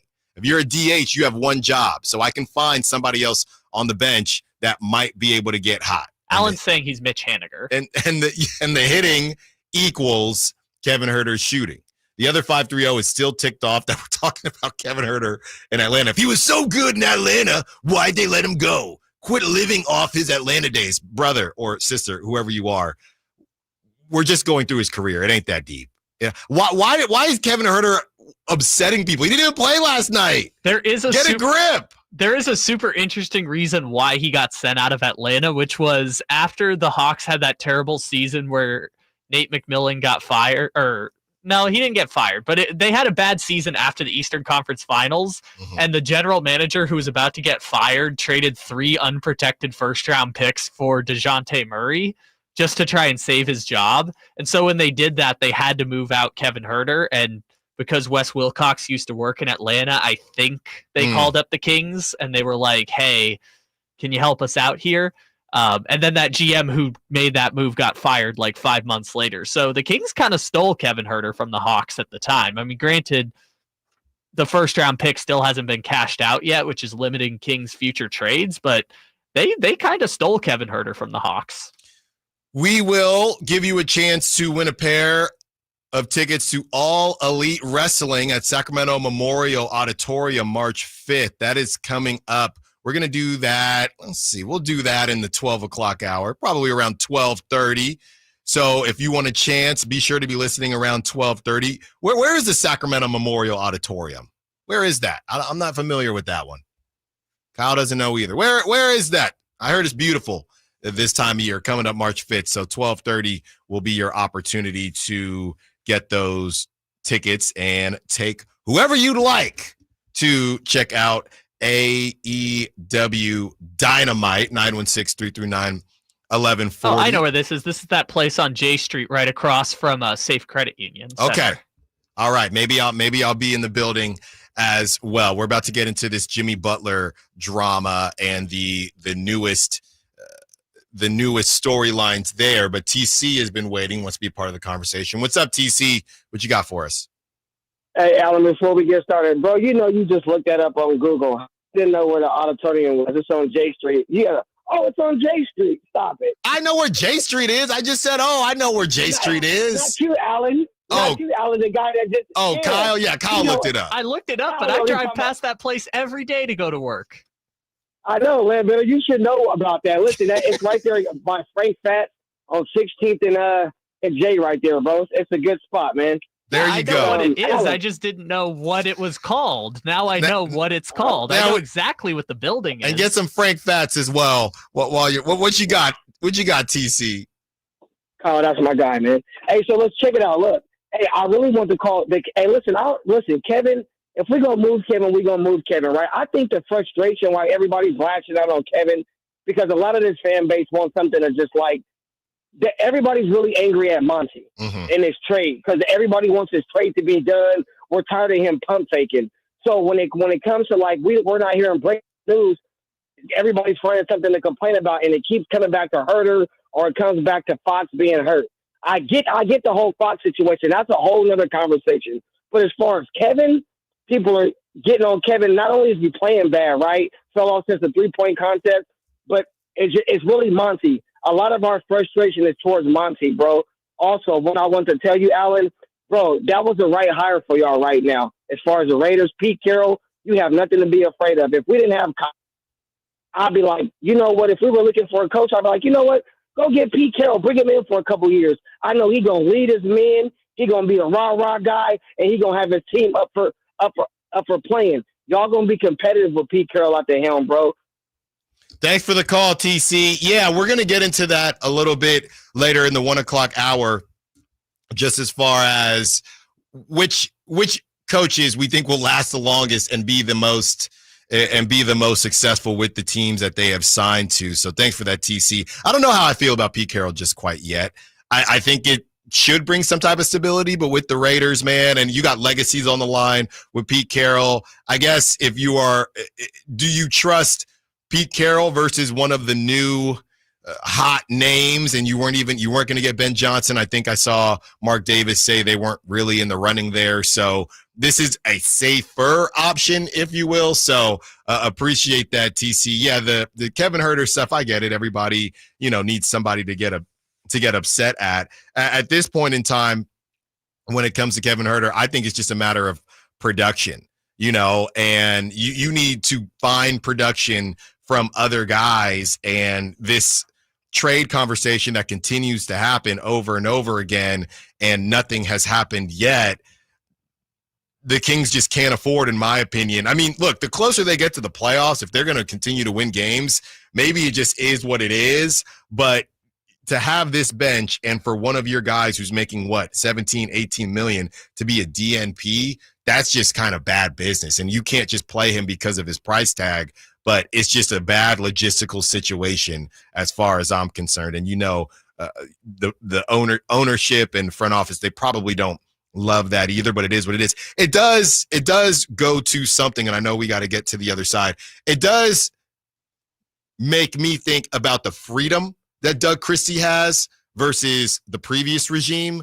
And, people have kind of gone back and forth with whether or not whether or not the Kings were giving Mike Brown the ability to sit Kevin Huerter. A lot of people say kind of felt like he wanted to sit Kevin Huerter from last season. This is a different team, and Keon Ellis is not necessarily what he wasn't what he is now. He wasn't that last season, the Chris Duartes of the world. So maybe there wasn't as much flexibility, but it did get me thinking about, they hit such rock bottom with Mike that Doug can kind of do whatever he wants to say, hey, you want me to win basketball games? I'm going to make any choices. Maybe there's just a little bit less politics going on in the Doug Christie regime than in prior regimes. On the other side, we still have Jimmy Butler. We also are going to get into In Stile, Out of Stile on Style Sacktown Sports. On the move? Got somewhere to be? Take Sacramento Kings basketball with you. The Sacktown Sports app will let you stay connected to your passion. Never miss a moment of Sacramento Kings basketball with the Sacktown Sports app. Drivers who switch and save with Progressive could save hundreds. With that kind of money, you could go big time. The next time you're out to dinner with friends, you can order the shrimp cocktail for the table. And maybe you'll realize it only comes with 4 shrimp after you've already given away 3, but that one shrimp will be so good. And if you switch and save hundreds, you can get shrimp all the time. Switch to Progressive and you could save big time for shrimp. Progressive Casualty Insurance Company and affiliates, not available in all states. Potential savings will vary. Why choose a Sleep Number smart bed? Can I make my side softer? Can I make my side firmer? Can we sleep cooler? Sleep Number does that. Cools up to 8 times faster and lets you choose your ideal comfort on either side. Your Sleep Number setting. And now save 50% on the new Sleep Number limited edition smart bed. Limited time. Exclusively at a Sleep Number store near you. Learn more at sleepnumber.com.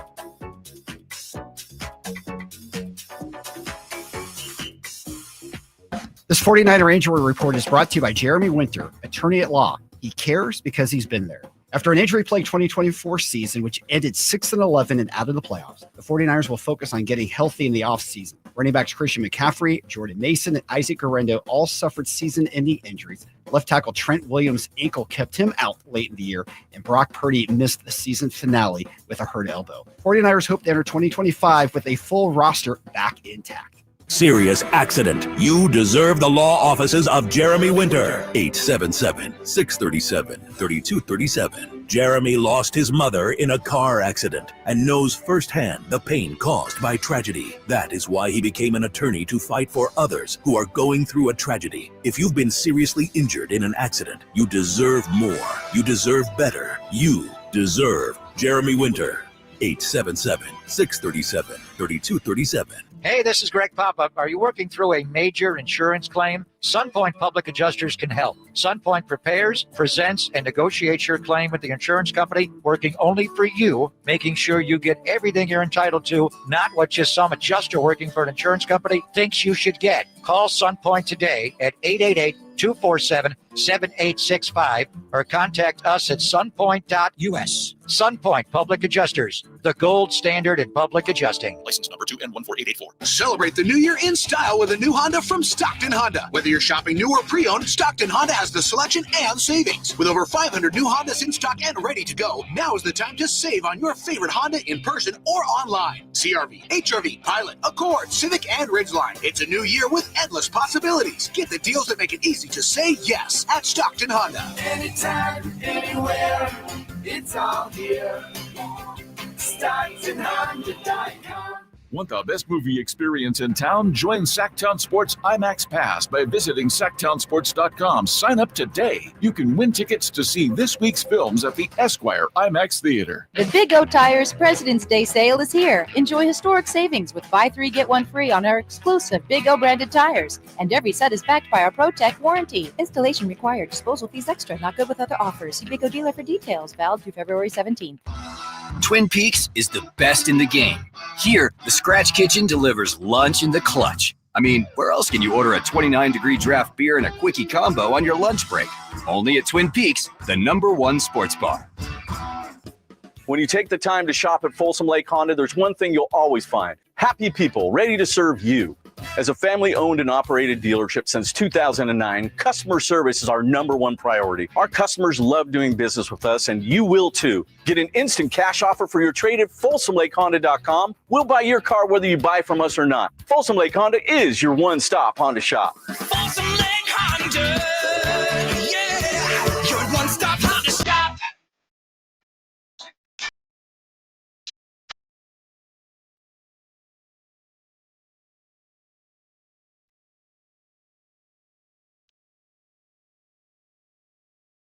The only station in Sacramento giving you local sports coverage from 6 a.m. to 6 p.m. Monday through Friday. Sacktown Sports.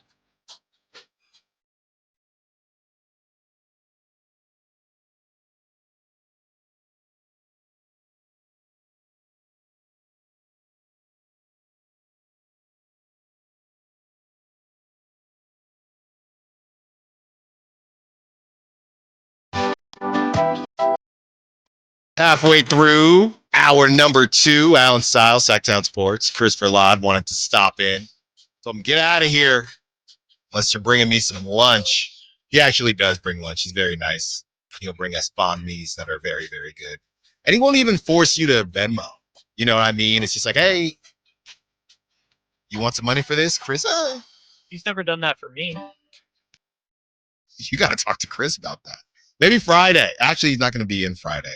And by the way, some just housekeeping. Yeah, Kyle is going to be on with the morning show the second half of this week. I think that's next week. Next week. Okay. Yeah, Never mind then. This week I'm here all week. Okay, We'll great. figure that out once we get there. There you go. There you go. And wanted to get to this Jimmy Butler situation so we can get to our newest segment of the show, In Stile, Out of Stile. But let's start with Jimmy. This is Brian Windhorst and the asking price of Jimmy Butler being lowered. Here it is. Jimmy Butler's going to get traded. I wasn't sure about that maybe 7 to 10 days ago. I really am more sure than ever that that's going to happen. The Heat are trying to make it happen. They have backed down on their asks to teams that they had 2-3 weeks ago when this whole saga really started. They're willing to do more. And I think that there is really a chance now that more teams, I think, are going to wade in here because the price on Butler is going to be lower than just the Phoenix Suns, which is the way it's been. But I have to say, working on this story every day for 6-7 weeks, this is truly one of the most immovable forts meets impenetrable objects I've ever seen in my 22 years covering the NBA. That was Brian Windhorst on the Jimmy Butler situation. And this thing is so messy. So basically, Kevin O'Connor comes out and says the Warriors are looking to get back in the trade mix for Jimmy Butler. And then Brett Siegel comes out and quote tweets that tweet and says, I've been adamantly told from various sources, both with and outside of the Warriors, that a Jimmy Butler trade is not a scenario they will be pursuing. Other teams can bring this up all they want, but Butler to the Warriors will not be happening barring a last-minute change. So there's the caveat there, right? And he sits there and says it's not going to happen unless it happens, unless a last-minute change. So this is what's funny to me about the landscape of news breaking, because now let's say Kevin and we've had Brett Siegel on the show. I'm just not really sure what to do with that when everybody is kind of out here hedging their bets, right? If Kevin O'Connor is saying the Warriors are in the mix, okay, that is a very broad statement. Could mean whatever. Brett Siegel takes it upon himself to say, what I'm hearing is they're not in the mix, ... unless there's a last minute change. So he can't necessarily be wrong.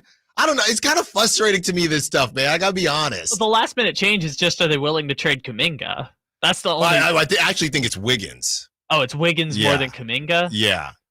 I mean, I guess. Basically, it's the same trade we talked about before. It's Jimmy Butler and Josh Richardson going to the Warriors for Andrew Wiggins, Jonathan Kuminga, Kyle Anderson, and Gary Payton. Mm-hmm. That's the trade that's going to have to come together if it does happen. So I don't know why they would be more or less in if they've already, are their opinions of Jimmy Butler or their own players changing? It doesn't make sense. Yeah. So that is kind of the updates there. The Suns may be dead in the water because of Bradley Beal not wanting to waive his no trade clause to go to Chicago. And I'll be honest, don't really blame Bradley Beal in that situation. Chicago is just Bradley Beal on the 2022 Wizards, right? Yeah. It's the same exact situation he left Washington for. I don't know why Phoenix thought he would waive his no trade clause for that. So some of those deals, whether it's the Suns or the Warriors, the Heat would be trying to get Andrew Wiggins, Jonathan Kuminga, Kyle Anderson, like you said, Kyle,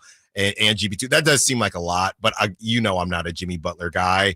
We also have Joel Embiid of the 76ers. Not sure when's the last time he played, but he does also want his boy Jimmy Butler back, and he's willing to maybe ship off Paul George to make it happen. Here it is. I've heard that Philly quietly could be a suitor for Jimmy Butler, and a Paul George for Jimmy, sort of straight up, I don't think they make exactly the same, but theoretically it would be a Jimmy for Paul George swap. I believe I've heard this, that Joel Embiid, who still loves Jimmy Butler, is pushing for them to reacquire Jimmy Butler, knowing that Jimmy is out there.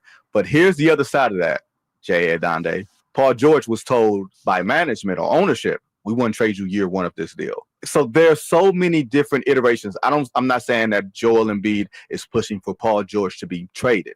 I'm saying that Joel Embiid is pushing for them to acquire his buddy, Jimmy Butler. There you go. And the Sixers thing is so funny to me, man. I don't even know, would Jimmy want to go back? I mean, Joel Embiid, less healthy than he was the last go around. You do have Tyrese Maxey in the crew, but let's do the swap right now. Who is that scaring? That's not scaring the Cavs. That's not scaring the Celtics. That's not scaring the Knicks to me. No, it's just pleasing Joel Embiid. Yeah. And honestly, in a vacuum, it does probably make them better. I think like Vinny Goodwill, who you just heard on that quote, was talking about, they would have to add another piece to make the trade happen. Maybe it's Kelly Oubre, who knows, but that's a move you make for next year if you trade for Jimmy Butler right now. That's the intention of re-signing him. You come back with Embiid, Butler, Maxey, Jared McCain, and you go from there. But I don't think this is a win now. It's just Joel Embiid likes Jimmy Butler, and Jimmy Butler likes Joel Embiid, and so they're going to potentially play together. Who knows? Which off the top of the show, you were talking about how the Heat bungled the situation by not addressing it in the offseason. Philadelphia tried to trade for Jimmy Butler in the offseason. That's right. Miami told them no, and so they pivoted to Paul George when they wanted Jimmy Butler as the first option. So Miami if they end up settling for Paul George now, that's going to feel like Miami really screwed the pooch on that one. Yeah, and from the Sixers perspective, I think that, to be honest, there's probably a version, or there's probably a group in Philly that are just kind of waiting for this Joel Embiid thing to be over. I know he is incredibly talented, but everything that comes with him, just blow the whole thing up. Once he is done, you get Jimmy Butler. Jimmy Butler, I know he wants the extension. I don't know how much longer Jimmy Butler is going to play. I would say this is kind of a weird last dance for the Joel Embiid saga. I don't know. I'm not saying that they would move off him when the Jimmy Butler thing is done, but I would be into it, because after this, just see how far you can go. I'm kind of over the Joel Embiid thing. I'm over the Jimmy Butler thing. 2 peas in a pod, put them together, see what happens. And after that, I would just get rid of both of them, to be honest. Give them both a couple years and see what happens. I mean, I'm surprised Joel Embiid hasn't asked out of Philadelphia already. Like in the old guard of the NBA, where superstars used to switch teams more frequently, like a decade or 15 years ago, I thought Joel Embiid should have left after, not last season, but the year before, when they got bounced in the second round against Boston. I'm like, that team's going as far as you can get it, man. And now we're seeing the decline of one Joel Embiid. That's right. And to me, Jimmy Butler is a dude who obviously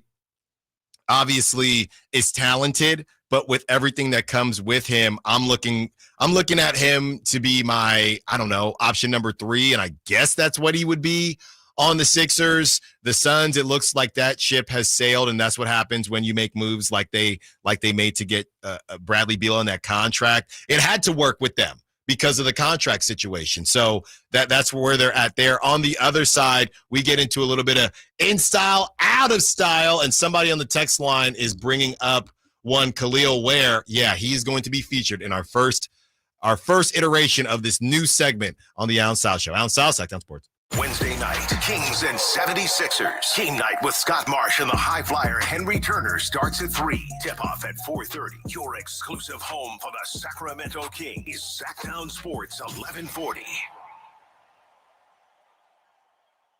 Coach Doug Christie here for your truck headquarters, Folsom Lake Ford. Shop all your favorite models on sale now, like America's best-selling F-Series. Check out a huge selection of Mavericks, F-150s, and Super Duty trucks, or tech-filled SUVs like Explorers and Expeditions. Plus a huge selection of Broncos and Bronco Sports. All in stock now at Folsom Lake Ford in the Folsom Auto Mall. Right now, buy any new Ford with zero down on approval of credit. Save big with low interest finance rates. And Folsom Lake Ford always pays top dollar for your trade. Hurry to Folsom Lake Ford in the Folsom Auto Mall, a 6-time Triple Crown winner for sales and service excellence. That's why they are my trusted dealer, and they should be yours too. For 35 years and counting, come down and take a test drive today. Tell them Coach Doug Christie sent you, or shop online at FolsomLakeFord.com. If you have unfiled taxes or are in debt to the IRS, this is important news. Did you know the IRS has programs specifically designed to help people struggling with tax debt? Powerful tax assistance programs that can save you thousands if you qualify. No one knows these programs better than the experts at Optima Tax Relief, America's most trusted tax resolution firm, A-rated by the Better Business Bureau. Their award-winning team of tax attorneys and licensed professionals have resolved over $1 billion of tax debt for their clients. One call to Optima can start the process, helping to end your worries about wage garnishment, asset seizure, and other IRS actions. Make sure you're getting the best options to solve your tax problems. Call the experts at Optima today for a free confidential consultation. Call 800-343-6460. 800-343-6460. 800-343-6460.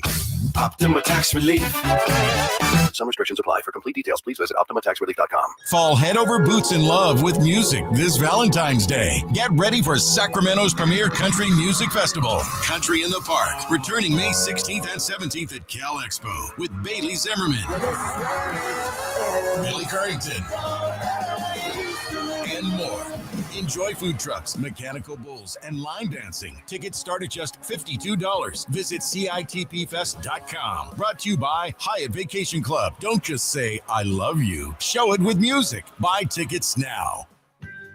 Listen for the Toyota Tahoe Report every Thursday, Friday, and Saturday with Johnny Mosley to get the latest weather conditions in Tahoe throughout this snow season. Brought to you by your local Toyota dealers. Toyota, let's go places.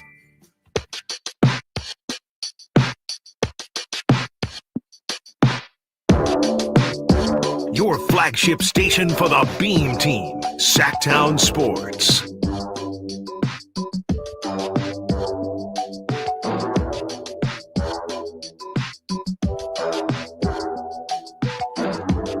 So if you are not on Twitter right now because you got better stuff to do, respect to you.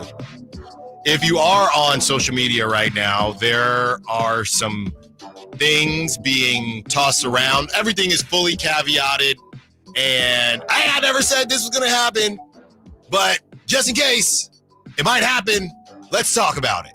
So there are, I don't know, reports that the De'Aaron Fox trade situation is actually heating up. We are going to be joined by Brendan Nunez at 12 o'clock to get Brendan's thoughts on this. And it's literally what I was just saying to Kyle here and to, of course, all of you, the listeners here on the Allen Stiles Show.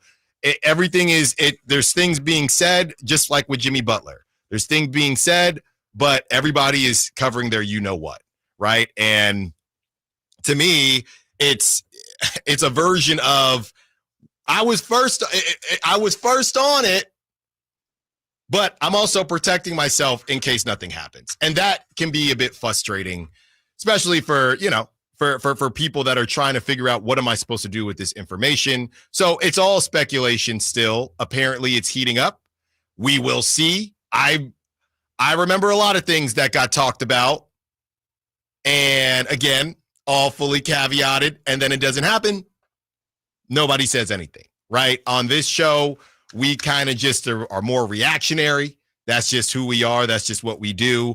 Being out here, only being out here a couple years now, there are people that have Sacramento roots that run very, very deep, right? And when the rumor mill gets going and there are conversations that are being had, we don't really know what to do with those conversations because it all just turns into, well, I never said it was going to happen. So we're going to hear from Brendan Nunez in about 15 minutes on what exactly is being said, what exactly is going down as far as De'Aaron Fox is concerned, when we might get an actual substantial update on this. So that is what is going on in the Twitterverse, or I should just say Kings land right now. So that's it probably is confusing to listen to what I just said, but that's exactly, it's just more speculation came out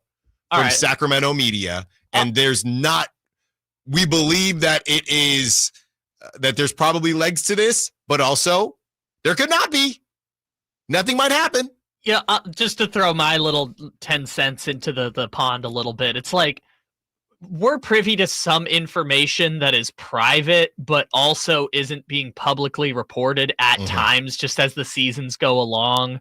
Like, I guess I'm not going to say anything specific now, but like some of the Mike Brown stuff we knew was brewing below the table before it happened, even if we were all caught off guard that it actually did happen. It's so hard to go out on a ledge with information, especially information that might be kind of unpopular. I remember 15 years ago, Stephen A. Smith talking about how he went on television and was saying weeks in advance, my information is concrete. LeBron James is going to sign with the Miami Heat. And everyone ripped him. How could you say LeBron is going to join Dwayne Wade with the Miami Heat? And so the day of the decision, Stephen A. Smith caveated, and he's like, I'm hearing other things, but it's looking like it's going, because it's just so scary to be out on the ledge with information, not knowing 100% if you're going to be right or wrong, because the actual events haven't happened yet. Information can change. It's really hard to go out on a ledge with information like that. So that's just my thought on all of this. Well, I guess the other part of this is that we have seen, and now people are fighting in the SAC chat. This is a complete disaster. It's a complete mess. Shout out to the SAC chat and 916-339-1140.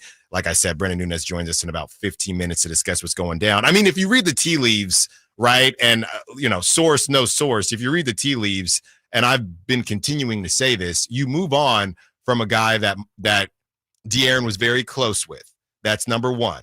Now, we learned that after De'Aaron had essentially been thrown out it was the opposite of how national media took this, because in part, the Kings didn't initially come out and say anything about the decision to move on from Mike Brown. They kind of waited until they started playing well, and they just hoped that they would play well. So De'Aaron has taken flack from the national media, and then he comes out and says, it finally comes out in one of the articles that De'Aaron is close with.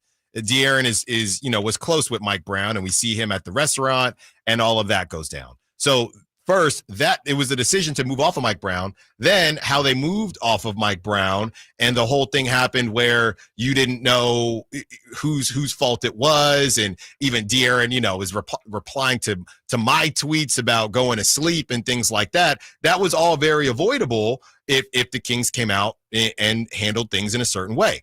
After all, that's what a lot of people are saying.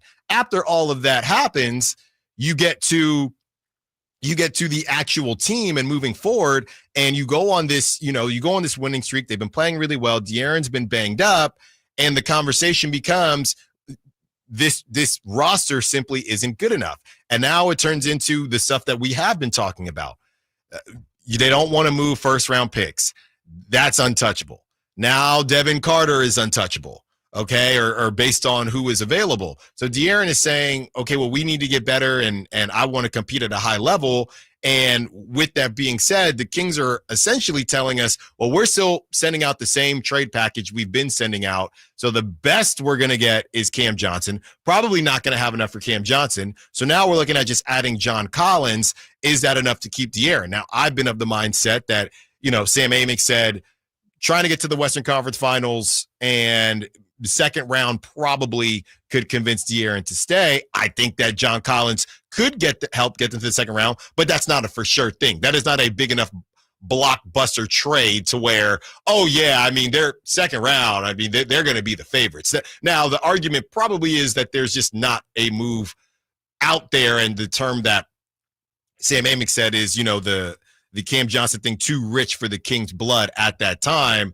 And that's probably what it is now. There's a move out there that could do it, but the Kings would be selling on everything, and De'Aaron could still leave, right? So, or could still say, you know what, I'm actually just not feeling it. So you can bag on the Kings if you want. They're also in kind of a tough situation because De'Aaron hasn't necessarily said what in particular will make him stay. With all of this that's going on, because it's kind of just taking over like I said, social media and kind of taking over the show. We are going to do In Stile, Out of Stile at some point today, but we found it just when we went through break, and Chris Verlot is hopping in here, and Kyle is seeing stuff, and I'm seeing stuff. We want to keep everybody privy to what's going on just in case something does break during the show. So I worked really hard on this In Stile, Out of Stile, and we are going to get to it. It just might not be in the first couple hours here. And we still have this giveaway to the All Elite Wrestling at Sacramento Memorial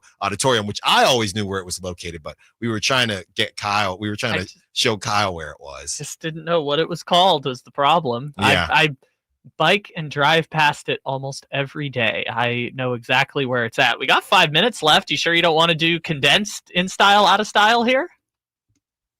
Fine, let's do it. Sorry, I didn't know you meant right now. I didn't have your Well, you said right ready. now. You gotta know how to style, woo, and profile, woo, styling and profiling, woo, styling and profiling.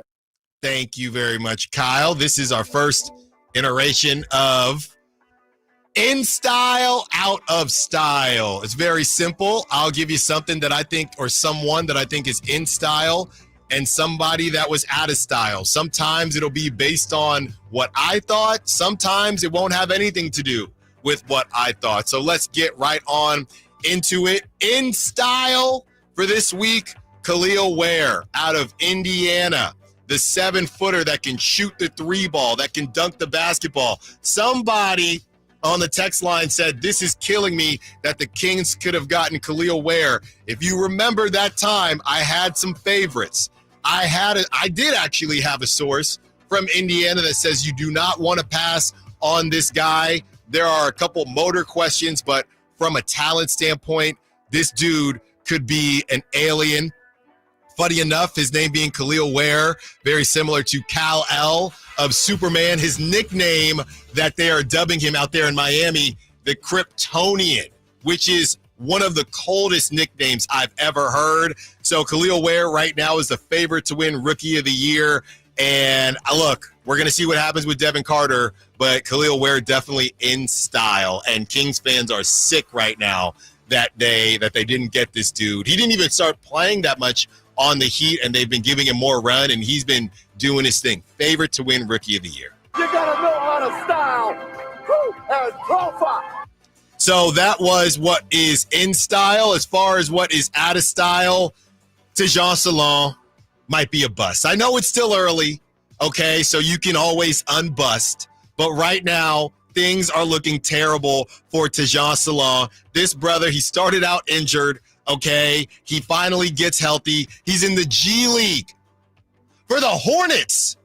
For the Hornets, you talk about a project. He went earlier than what a lot of people thought. This dude has not been good. So remember how we talked about G League when you see these dudes put up crazy numbers, Colby Jones will put up 25 in the G League, and nobody knows what to do with that.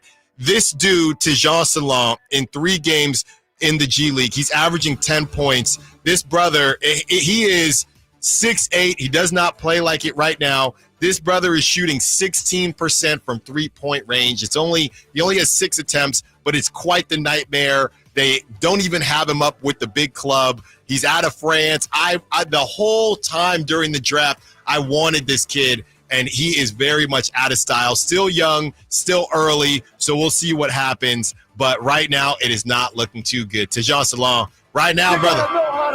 Yeah.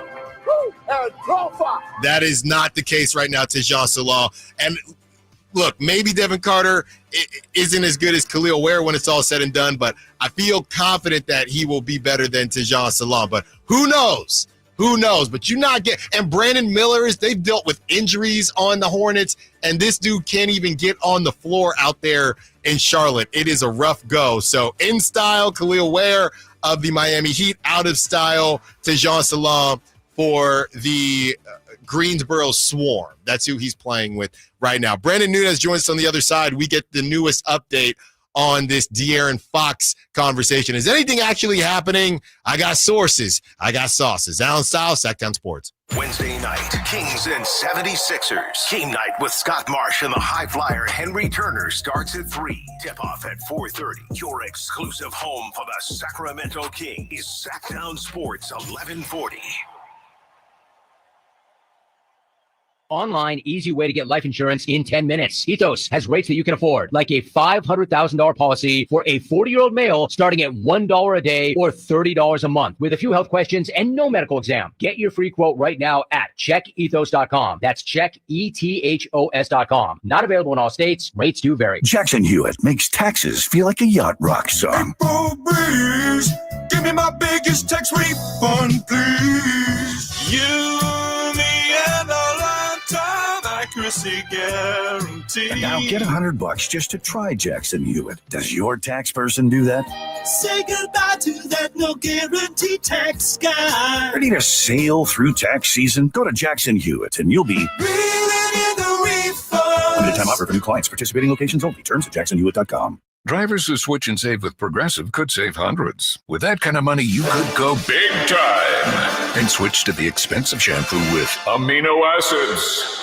Sure, you don't know what those are or why you need them, but it sounds very impressive. And if you switch and save hundreds, you can massage it into your scalp every day. Now, if only you can get people to lean toward your head to smell those aminos. Switch to Progressive and you could save big time. For shampoo. Progressive Casualty Insurance Company and affiliates, not available in all states. Potential savings will vary.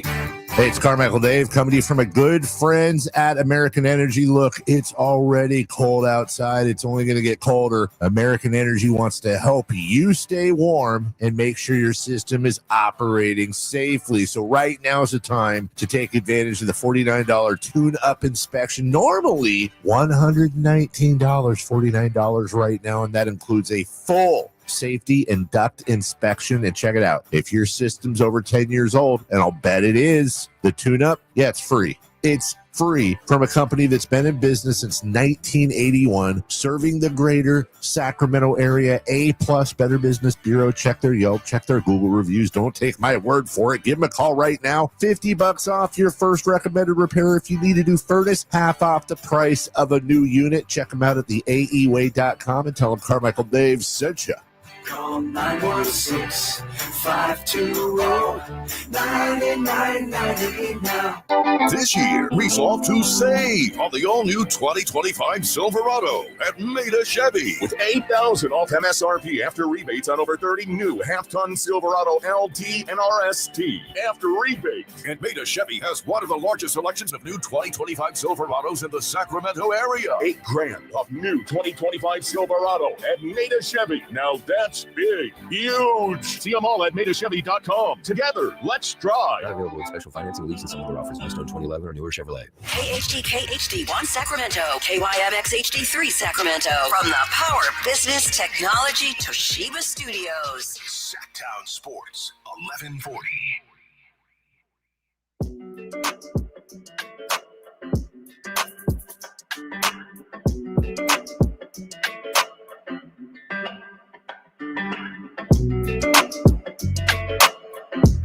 your home for Kings basketball for over 25 seasons. Sacktown Sports.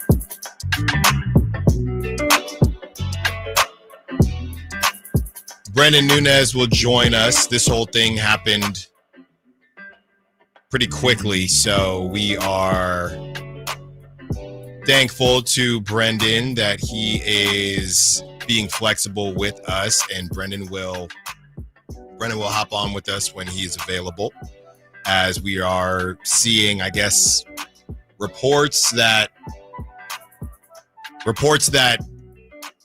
De'Aaron Fox, the De'Aaron Fox trade conversation, as far as the Kings are concerned, does have some legs. Some calls have been made, and we are trying to figure out what is being talked about, what is actually happening, and what is just kind of rumored. I think the safest way and most accurate way to describe it is that there is, with all the caveats, there is more of a possibility that De'Aaron Fox could be traded than we previously gave credence to. Mm-hmm. However, we were previously told he was available under zero circumstances, so any percentage chance is greater than a 0% chance. Yes, and right, the idea that it was, hey, we are doing everything, and this is what we've been saying for weeks, right?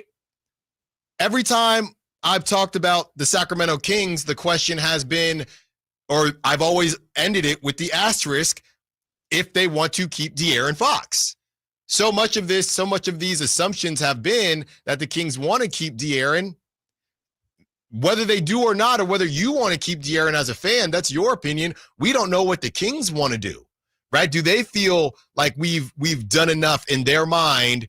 We don't necessarily want to deal with the back and forth with De'Aaron. Malik Monk is playing really well. We still have DeMar DeRozan. We can get back a King's ransom for De'Aaron. We don't think that we have to blow it up. By the way, most teams don't think they have to blow it up when they move on from their star. They feel like they can retool, and that's how they're going to sell it to fans. Because what fan wants to go through a rebuild when you've just had the most success a couple years ago that the team has had in over a decade? So they're never going to sell it as a rebuild.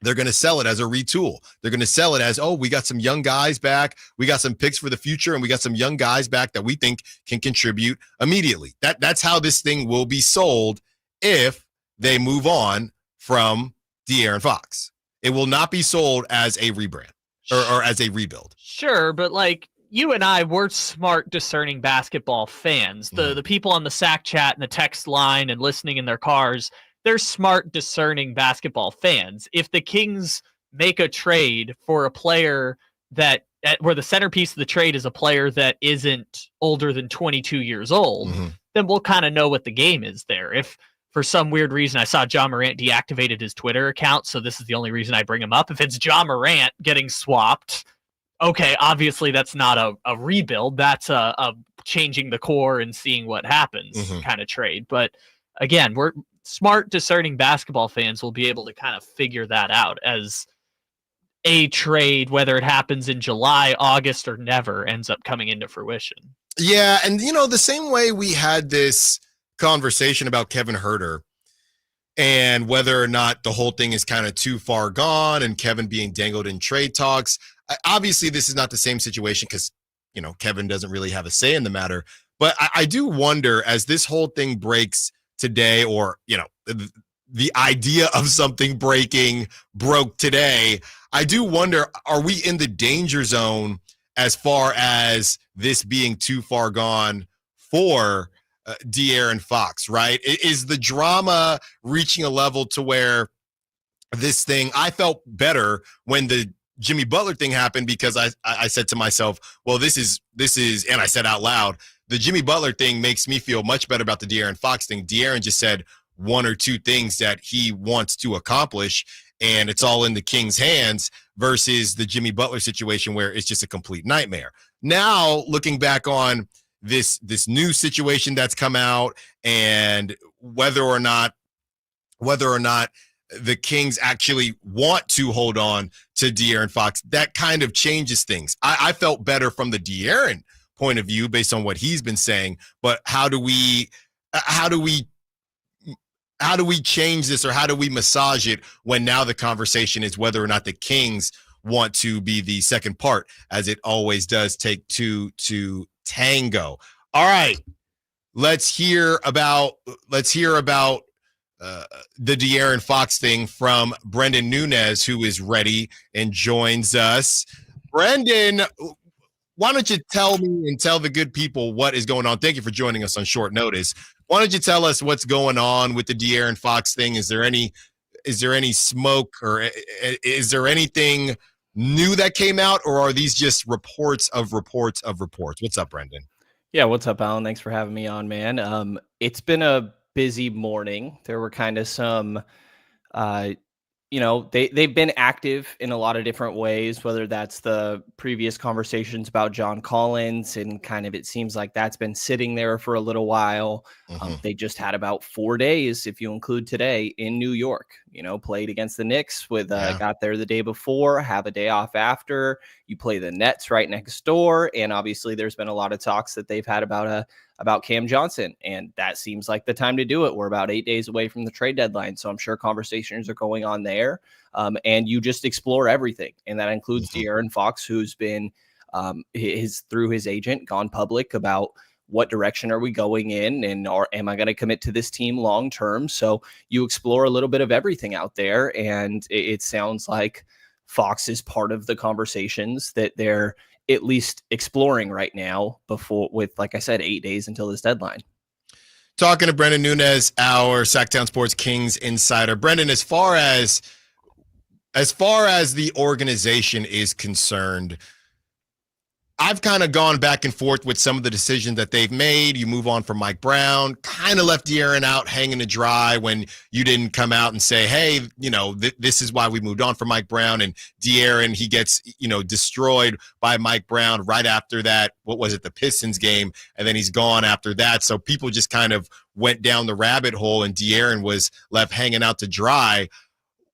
How do you view the organization's relationship with De'Aaron as far as how much they're willing to hold on to De'Aaron? How much of a priority is it for the organization to keep De'Aaron Fox? Yeah, I mean, if you're entertaining these conversations, I feel like that kind of answers itself, and maybe you feel like the writing is already on the wall, but I felt like we reached that point when they moved on from Mike Brown, who De'Aaron Fox advocated to be his head coach when extension conversations were going on this offseason. We talked to him when he had his kids camp this offseason, and he applauded the continuity that this team had. And he got asked about that, if his feelings had changed at all from that stance right after Mike was fired. And he said, not at all. So I feel like they've kind of been pointing in the direction that, hey, we're going to do what we think is best, and that De'Aaron is not necessarily priority number one in a way that you would think that you could see a lot of teams go in when your star player makes comments like he did this offseason. But, they haven't done it's been a long time that he's been in Sacramento now, and there haven't been very many usable forwards on this team, reliable on both ends of the floor. It's really Harrison Barnes and Keegan Murray throughout the 7-8 years that De'Aaron Fox has been in Sacramento. So it's a tough position for him to be in, going into your third contract that's going to take you through most of your prime. Obviously, from his perspective, you want to be playing in highly competitive games. And I think the Kings' just recent moves, and you can go back even further, point towards maybe not having his best interest at top of their mind. Talking to Brendan Nunez, our Sacktown Sports Kings insider, with this De'Aaron Fox news about conversations being had as the Kings, coming up against this deadline, are exploring all options, and they're not sitting there saying, I think the biggest thing is they're not saying that De'Aaron Fox is off the table, right? As a lot of the untouchables are concerned with some of the other stars, the Kings aren't saying that about De'Aaron. Brendan, if we think about a world without De'Aaron Fox, or moving on from De'Aaron Fox, I see this going about one way, and you tell me if there is another way you see this going. Because I see this going in a way where you're getting some younger pieces that hopefully aren't that far from their prime, and you're getting a bunch of future picks, right? So you trade De'Aaron, you get those pieces back, and it's funny enough with this all, I'm just thinking off the top of my head, with the Amen Thompson, with them beating the Celtics, the report was that could the Rockets be going all in? I know they have some situations with Jalen Green, but could the Rockets want to accelerate their timeline with the NBA really being wide open? But as far as the future after De'Aaron Fox, I see this going one way. They get a bunch of pieces that they're going to try to sell to us, that it's a retool. They give that about 1 or 2 seasons because they still got their future assets as well. They give that about 1 or 2 seasons. We see what they do. Maybe maybe Malik Monk takes another step. Maybe Devin Carter is that guy, or whoever else they get in the move. And they give this about 1 or 2 seasons, and then that doesn't work out, and Domantas Sabonis is gone. By that time, DeMar DeRozan is probably retiring, and it's a full-blown rebuild. Is there any other way to look at how this thing is probably going to go? Yeah, I mean, I think that we've been given little reason to think that this team wants to fully reset, obviously, that if they moved on from De'Aaron Fox, that to your point, you would still have Domantas Sabonis, probably DeMar DeRozan, Malik Monk on this team, Keegan Murray, Devin Carter. So you're in an okay spot, and you would think that the return for De'Aaron Fox would be notable. You could go in that little bit of a younger direction with a Houston and try to pull away Tyrese and Cam Whitmore in a package of picks, or Orlando, obviously another team that I think makes sense. San Antonio, the one that he's been linked to in the past. Or you go a little bit more win now. When the Spurs traded Kawhi Leonard, they went and got DeMar DeRozan. Like, Jimmy Butler is in a lot of conversations right now, and a guy that would make sense salary-wise. There's Zach LaVine out there in the same sort of ilk, and Brandon Ingram's part of these conversations. And, maybe the Pelicans are a little different because they already have DeJounte Murray sitting there, but I think that's another direction that you could, I could see this team potentially going in trying to remain competitive in that way. I don't know that I think that would be the most advisable, but I think that's what we're talking about here when you're saying they're exploring all options. These other teams with these big stars, large salaries. I mean, that's the complication in a lot of these deals on how you make it work is the large salaries that we're working with here. And Houston has a piece like Fred VanVleet. They have Steven Adams sitting there, Jeff Green, guys to like bump up the salary as they've kind of planned for this. Or you're talking another one where it's one guy making a lot of money, like a Jimmy or a Levine or things like that. So talking to Brendan Nunes here, our Sacktown Sports Kings insider, is the actual the bottom line of this report to me, Brendan, is just anybody out there, and it's really what we've been talking about the show. As far as reading the tea leaves, people like you, people like me, this is not necessarily surprising. But anybody out there that, for whatever reason, they're just not necessarily in the know, or they just have other jobs, whatever it is, if there's anybody out there that was under the impression that the Kings wanted De'Aaron to be untouchable or saw him as untouchable, the biggest part of this report is that the Kings aren't necessarily looking at De'Aaron as untouchable if the right deal comes around, right? As when we do the untouchable conversation, we would normally throw De'Aaron in there with Sabonis, Keegan Murray, whoever, and Malik Monk. This is basically just opening some people's eyes to the fact that De'Aaron is not untouchable. Yeah, I would say so. And there's very few players in the league that are untouchable. I don't think, if we're using the literal definition of the term, I don't think anybody on this Sacramento roster is untouchable. There's guys that are closer than others for sure, but I don't think anyone is. And maybe it points towards them also feeling like the writing is on the wall with their relationship with De'Aaron Fox, and this may come to a head, and maybe the most value you can get is right now while they have a year and a half, whatever new team, So I think absolutely it's them exploring all options, and that includes De'Aaron Fox, and, may speak to where they feel like this is already heading. Brandon, one more for you. Thanks again for hopping on this quickly. One more for you. In your heart of hearts, when you lay your head on your cool pillow, do you believe that De'Aaron Fox will be a Sacramento King by the time the trade deadline? We can do two. By the time the trade deadline is done, and do you believe he'll be a Sacramento King by the time next season starts? Yeah, it's a tough one. I feel unsure about the trade deadline, but it feels harder and harder to imagine with all these things that keep happening that he is here going into next season. You know, I felt that way when Mike Brown was let go. I felt like already at that point, the writing was on the wall, and I don't think anything has changed from that point to convince me more so. Like some miracle run in the postseason, I think could obviously do a lot. Maybe could help repair. Like it almost feels like there's a relationship that needs to be repaired at this point. And maybe that's not the case, because I think what gets lost in this is people get on Fox at times for his like nonchalant nature. But I think that factors in here as well, is that it's probably not very easy for him to have to be considering his future in this way. He's wanted to stay in Sacramento. I believe him when he said that plenty of times throughout his past. And then now it's just kind of having to look in the mirror and look at your surroundings and what your future in legacy eventually in the NBA is going to be. So I don't think I've been given any reasons to change from my standing when they fired Mike Brown, that I think that it's probably the end of De'Aaron Fox in Sacramento this offseason. The last thing, sorry, Brendan, you reminded me of something. As far as the relationship, real quick, you have De'Aaron who's playing injured, right? He's got the pinky is going in the wrong direction, the fractured thumb. He got poked in the eye last night. Is there any part of De'Aaron that maybe feels like, I'm out here trying to get us to the playoffs, and Monty doesn't want to move? I'm just going to kind of throw Devin Carter under the bus. Monty doesn't want to move an unproven rookie, right, or a seventh grade AAU player right now in order to put us in the best position to win. You got Kevin Huerter getting DNPs. Our bench is thin. Is there any part of that is De'Aaron saying, well, clearly y'all don't care about me that much because a move hasn't been made yet, and I'm out here playing with Edward Scissorhands? Yeah, I think it's tough to try and assume how he's feeling, but I think that that's a reasonable assumption. I think that most people would feel that way if they were in his shoes. I mean, they've drafted a lot of guards in the lottery, by the way, or in the first round, right next to De'Aaron Fox. And again, I mentioned earlier, Harrison Barnes and Keegan Murray are the only two reliable forwards that he's had on this roster this whole time.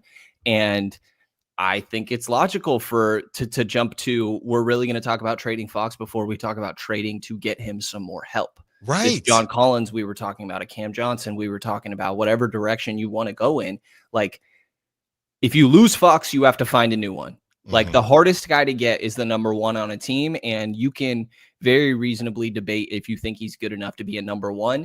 I think it's obvious he's the closest thing that this team has, and trying to find another one of those guys is the hardest part of the roster building process.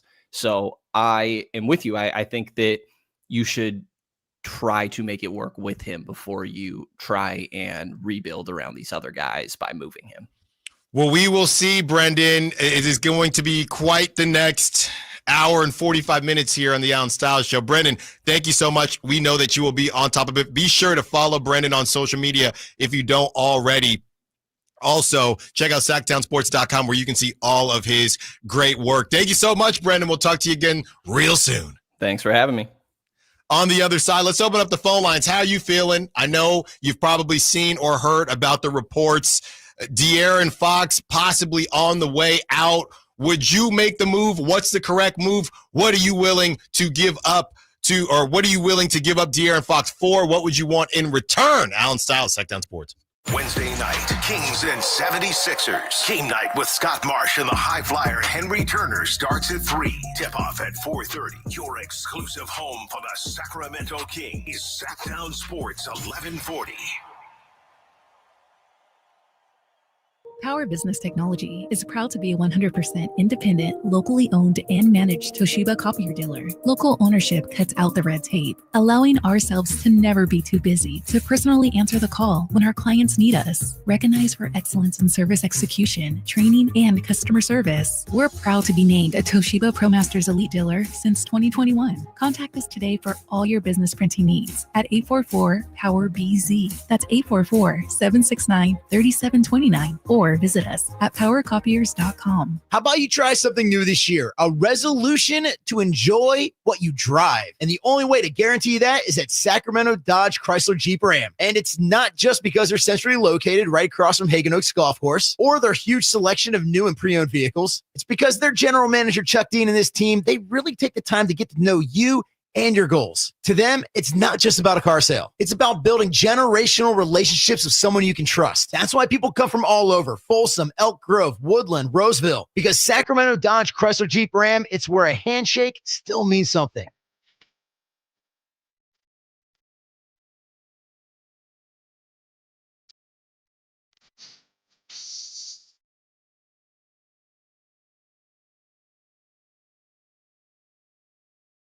Your flagship station for the Beam Team, Sacktown Sports. Man, oh man.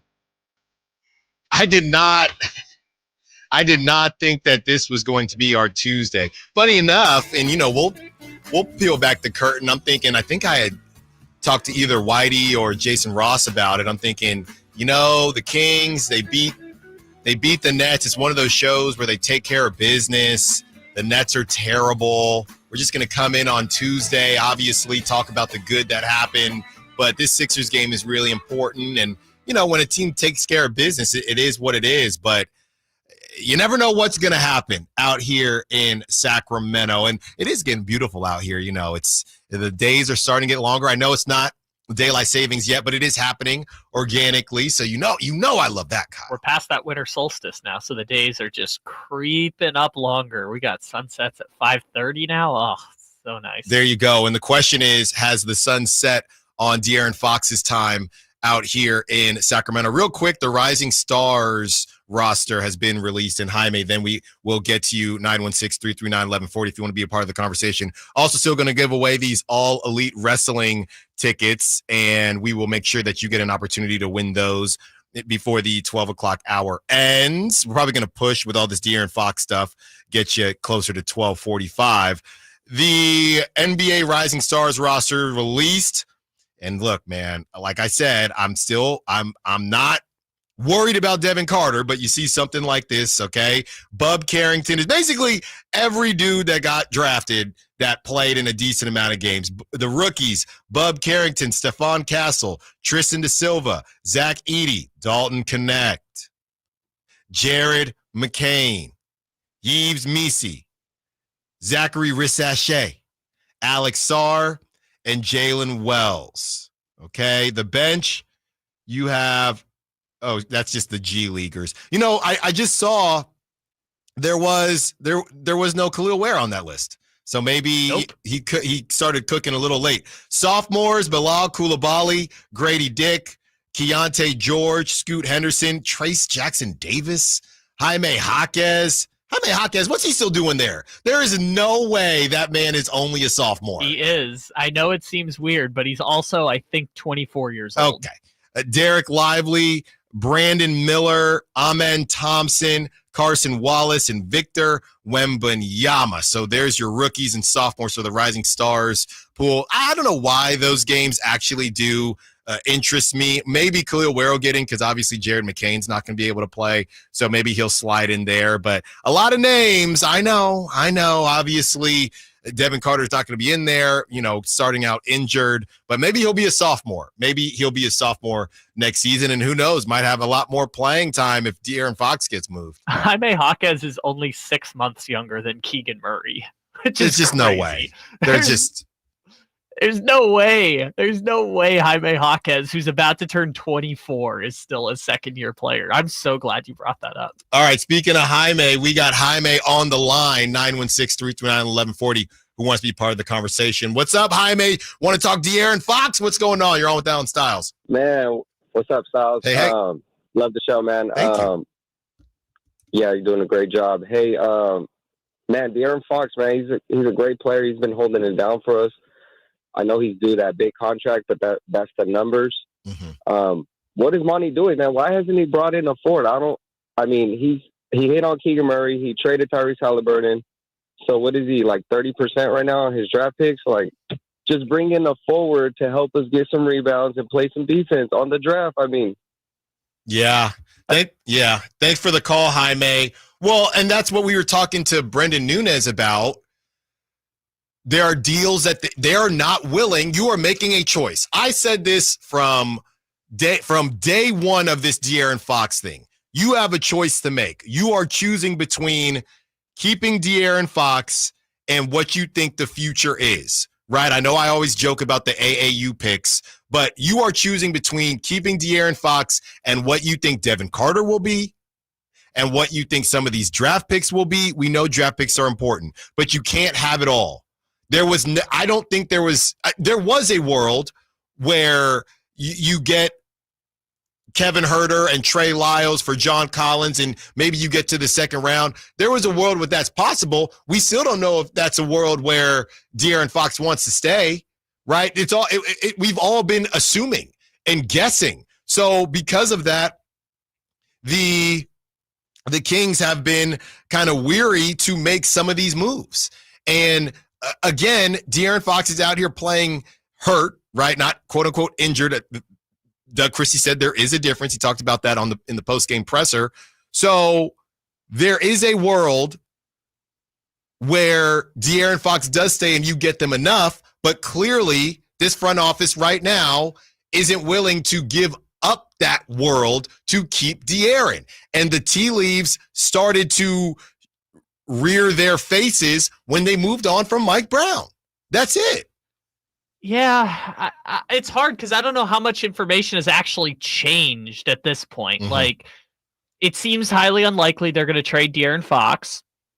They're going to wait to see what happens with the Supermax, which at this point is, that thing is. I mean, we could have Whitey back on, but it's basically they're going to need some players to drop to get him in the conversation again. But I don't think that much has really changed at this point. We've said from the very beginning, the Sacramento Kings' best course of action going forward is to re-sign De'Aaron Fox to a contract extension. Mm-hmm. Whether he plays out that contract extension or not, the best path forward for them is to do that. And so this was going to be a situation where De'Aaron Fox breaks up with them instead of the Kings breaking up with De'Aaron Fox. If the Kings are trying to change the terms of the negotiation before the negotiations even started, mm-hmm. I feel like that's just doing yourself more damage.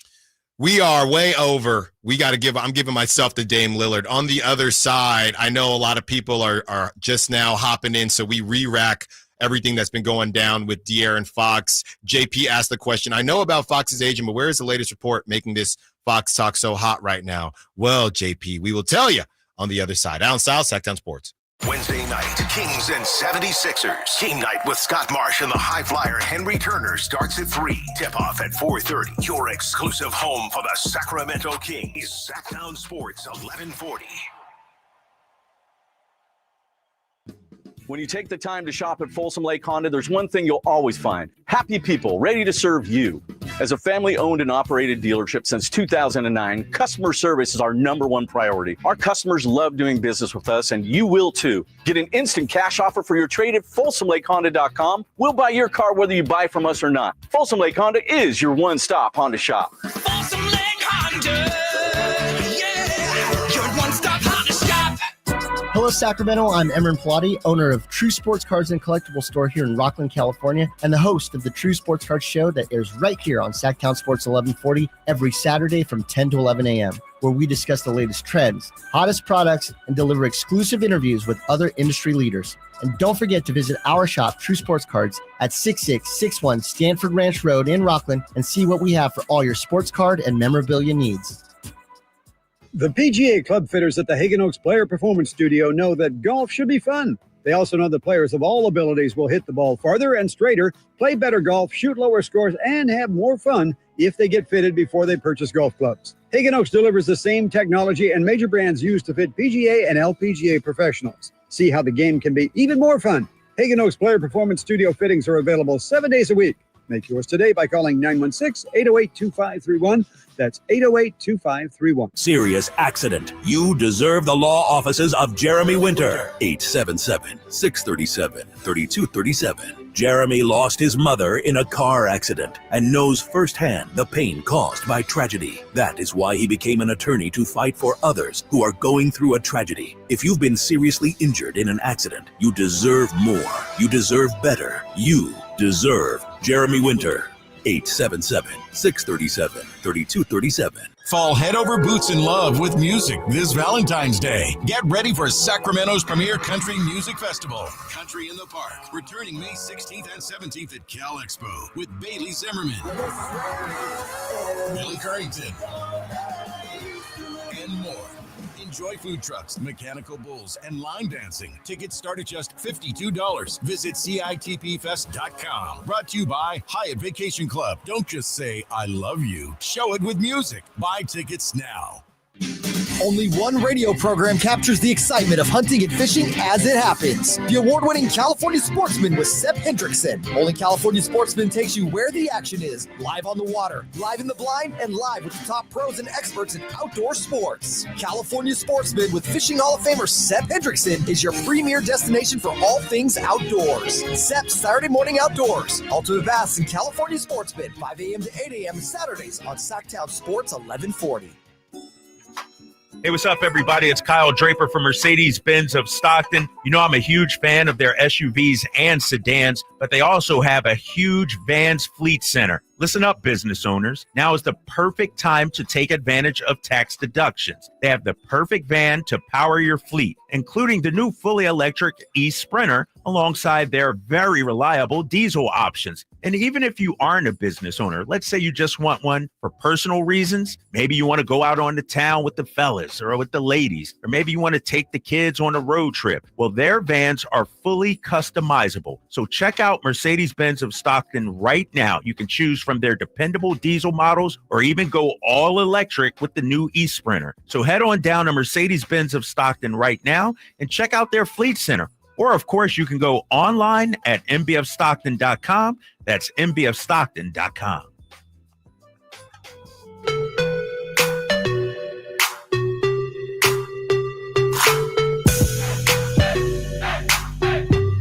Your home for Kings basketball for over 25 seasons. Sacktown Sports. Including 10 straight on the home floor. Oh my, Malik Monk just came out of nowhere on a wild drive, and you talk about making a statement with a power rip from the left angle. Malik did just that. See if that sparks the Kings. Halfway through hour number 3, man, this thing has really flown by since these reports came out. We are kind of re-racking everything for those who are just now joining us, getting on your lunch break. If you're on your lunch break right now, what you having? I'm hungry. Help me out. I'm not going to out this place, by the way. I'm not going to do it, but I had one of the worst burritos I've had, I think, in Northern California ever. I will not out the place. If you DM me, maybe I'll tell you so I can save you some money, but terrible. No flavor. I got al pastor. I was sitting here looking for the meat. I don't understand the lettuce and burrito thing. I thought we stopped doing that. It was just a lot of beans. I can't do it. It was bad. My wife got enchiladas. Terrible. I couldn't believe it. And you know, I'll give this hint. I pass it when I drive home, and y'all know where I live. I pass it when I drive home every single day. I was feeling hungry. I said, you know what? Today's the day. And it was not hitting. And now I know. Is it near Natomas? I will say no. It is not in Natomas. All right. I will say that, but I'm not saying it. I'm not messing up anybody's business. It's a big building and it is big trash. It's just me and you right here. No, Alan. I can't do it. I can't do it. Just me and you having a conversation. I just don't understand how you mess up a burrito like that. It's crazy to me. I think your first mistake was getting any vegetables on your burrito at all. I mean, I didn't. I said super burrito. I'm still looking for the sour cream right now. Well, there it is. Usually it's the reverse. It's that they overload you with sour cream and guacamole when you do the super there was burrito. no guacamole. There was nothing. All right. Let me know. Somebody said they're having some Kikis from the 530. Hey, shout out. That's always a safe bet. Okay. So re-racking everything that went down. A report came out with De'Aaron Fox. If you're just now joining us, a report came out that essentially De'Aaron, Wes Wilcox has placed a call to Rich Paul, and it doesn't necessarily say this in the report, but basically saying that De'Aaron, the conversation is being had about possibly moving on from De'Aaron Fox. So that got everybody into a frenzy. We had Brendan Nunez on. Brendan says that the Kings, it's been a quote unquote busy morning. That's what Brendan said. Of course, everyone is protecting their peace and protecting their reputations. There are a lot of caveats going on, but the long and the short of it is that De'Aaron Fox is not untouchable. How about that? And we have a couple days here until the trade deadline, and anything can happen. So that's essentially what has happened. Some reports came out that calls have been made to the agent of one De'Aaron Fox that, hey, anything can happen. Now, De'Aaron kind of started this when he didn't sign the extension and say, hey, I want to be able to compete, and if I can't compete here, we got to make it happen somewhere. So now Kyle and I are breaking down what life could look like without De'Aaron Fox, what you could get back. Look, you take a look at the Spurs, Stephon Castle. Look, you can joke about it for whatever it's worth, but he's in the Rising Stars game. He's been balling. You know, a lot of people think he's the most underrated rookie. He would probably lead that package or be a big part of the package if they did something with the Spurs. You know how I feel about Devin Carter. I think he's more of that combo two guard. I don't find him to be a pure point guard right now. So that is essentially everything that we are hearing in a nutshell. And if you missed Brendan Nunes' time on the show, you can rewind on YouTube. You could check that out on the Sacktown Sports app as well. So that's where we're at with this. And if you read the tea leaves, essentially, if there was anybody out here that assumed that the Kings, what we had heard, right? We had heard one part of this conversation when De'Aaron and Rich Paul spoke with Monty McNair and Wes Wilcox. What was that? In December, right? We had only heard one side of this. And the side was, hey, this is what De'Aaron wants, right? This is what De'Aaron wants in order for him to stay in Sacramento. Okay? What we are now hearing is a version of what the Kings are doing with that information. Okay? What the Kings are doing with that information, they didn't get this information and sit there and say, okay, well, we're going to do everything possible to keep De'Aaron Fox. We're going to do everything possible to keep De'Aaron Fox. What we're hearing now is thank you for that information, Rich Paul, and thank you for that information, De'Aaron. We have to figure out what we want to do with that. And now that we have figured out what we want to do with that, these reports are coming out. That's where we're at with all of this. So if you're just now joining us, nothing has actually happened. It's just the idea that De'Aaron was untouchable is now gone. That idea is now gone. At least for 8 days. And then in Yes. 8 days, we can stop talking about it, hopefully. But what I think is interesting is the first move they made after the Rich Paul meeting, because remember, it was when the Lakers had that back-to-back in Sacramento for the weekend, was when Rich Paul came to Sacramento and met with Wes and Monty. What the first thing they did was less than a week later, they fired the head coach. The head coach that De'Aaron Fox wanted as the head coach as recently as the previous offseason when they signed Mike Brown to that long-term extension. And now a month later, they're back in the race. Like they haven't completely punted on the season, even though I still attest firing a coach at the time they did traditionally means you're punting on the season. They believe Doug Christie's going to be the long-term coach of the team, so they decided to make the move now.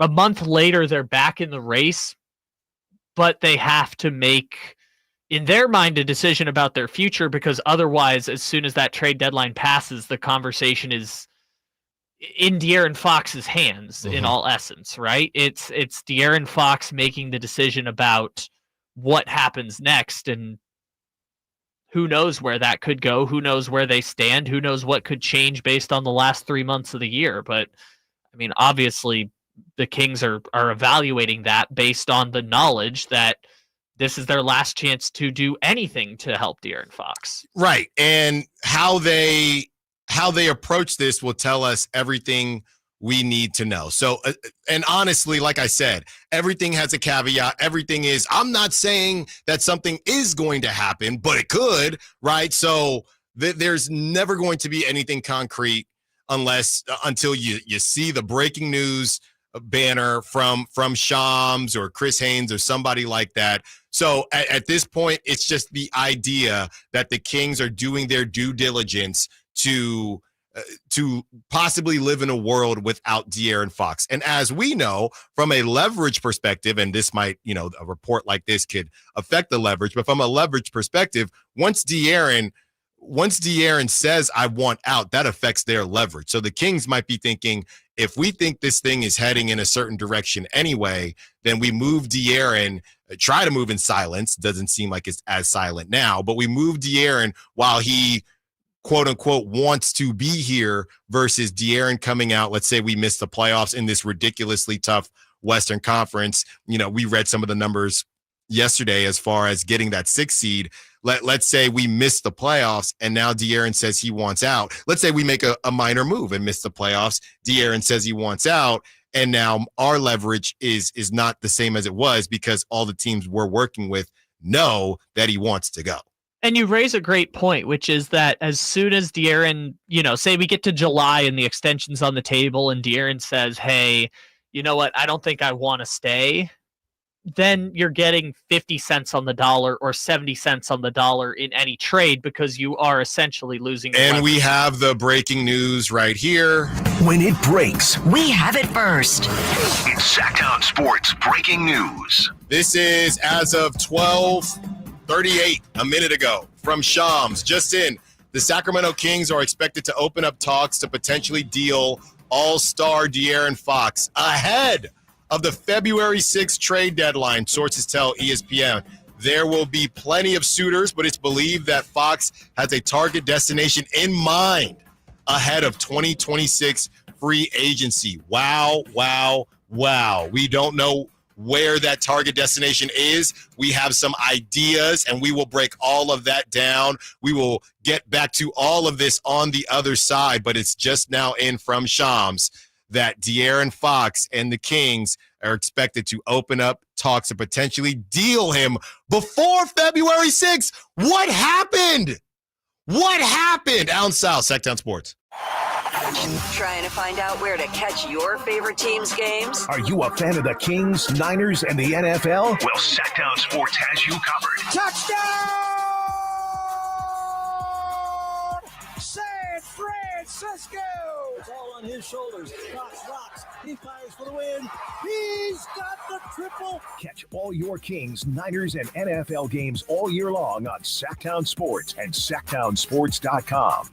Bonneville International Radio Station contests are open to participants at least 18 years of age and older that are residents of California and who reside in one of the 6 counties that make up the Sacramento metro area, unless otherwise specified. Employees or agents of the station, Bonneville International Corporation, other area radio stations, or any entity associated with the contest are not eligible to win, unless the station otherwise specifies in its own discretion. Persons who have won in the last 30 days from a station contest or event may not be eligible. For a copy of the general contest rules, visit KHTK.com. This year, resolve to save on the all-new 2025 Silverado at Maida Chevy with $8,000 off MSRP after rebates on over 30 new half-ton Silverado LT and RST after rebates. And Maida Chevy has one of the largest selections of new 2025 Silverados in the Sacramento area. $8,000 off new 2025 Silverado at Maida Chevy. Now that's big, huge. See them all at MaidaChevy.com. Together, let's drive. Not available with special financing, lease, and some other offers. Must own 2011 or newer Chevrolet. My good friends over at Jiffy Lube have an amazing New Year oil change special going on right now for the month of January. Get a full synthetic oil change starting at just $76.99 with a $33 off coupon online. That's right, starting at just $76.99 for a full synthetic motor oil change with a $33 off online coupon from JiffyLube.com today. Offer valid for up to 5 quarts of premium motor oil, specialty vehicles, and diesel extra. Happy New Year from Jiffy Lube. Hey, what's up, everybody? It's your boy, Kyle Draper. Equip your staff with top-notch uniforms, professionally cleaned and delivered weekly to your workplace by Alsco Uniforms, proud sponsors of the Sacramento Kings Mop Crew. Our services include uniforms, towels, floor mats, mops, first aid supplies, and restroom essentials to uphold cleanliness and safety standards in your business. Discover why it pays to keep clean with Alsco Uniforms. Visit alsco.com to learn more. Again, visit alsco.com. Lowe's knows how to help make your Super Bowl 59 party a touchdown. Let us help you prep your home to host with top brands like Charbroil, Blackstone, and LG, so you can be the MVP of game day. Plus, use the Lowe's app to find what you need for a seamless shopping run. Or huddle up with our Lowe's Red Vest associates to help make all your game time hosting decisions. Hey, I got you something. What's this? Just a little Galentine's gift from JTV. Do you mean jewelry television? I love their jewelry. They have the New customers get $25 off their first purchase of $75 or more. Visit jtv.com/romance. Yeah, their artisan collections. Gorgeous. Are you going to open your gift? Oh, yeah. It's the pearl bracelet. New customers receive $25 off their first purchase of $75 or more. Visit jtv.com/romance. Wesley Financial Group is not a law firm. Are you a victim of the timeshare trap and think there's no way out? I'm Chuck McDowell, founder of Wesley Financial Group, the original timeshare cancellation expert. And I'm here to tell you that there is a way out. All you need to do is give my office a call. I will send you a timeshare exit information kit absolutely free, explaining how the timeshare industry works and your options for cancellation. Call Wesley now for your free info kit. 800-990-1551. That's 800-990-1551. I had the worst dream last night. You were in a car crash and the kids and I were on our own. We had to move out of the house because I couldn't afford it anymore. That's awful, hon. My brother was saying he got life insurance from Ethos. With Ethos, it only took 10 minutes and he got $2 million in coverage for around $2 a day. It's all online. No medical exam. He just answered a few health questions right from his house. Ethos, here we come. Visit getethos.com. That's getethos.com. Sample rate is a 10-year term life policy for 35-year-old healthy, non-smoking male. Billed monthly. Twin Peaks is the best in the game. Here, it's bigger game days and bolder fight nights. I mean, where else can you find a scratch kitchen that always comes in clutch every day from lunch to late night? Only at Twin Peaks, the #1 sports bar.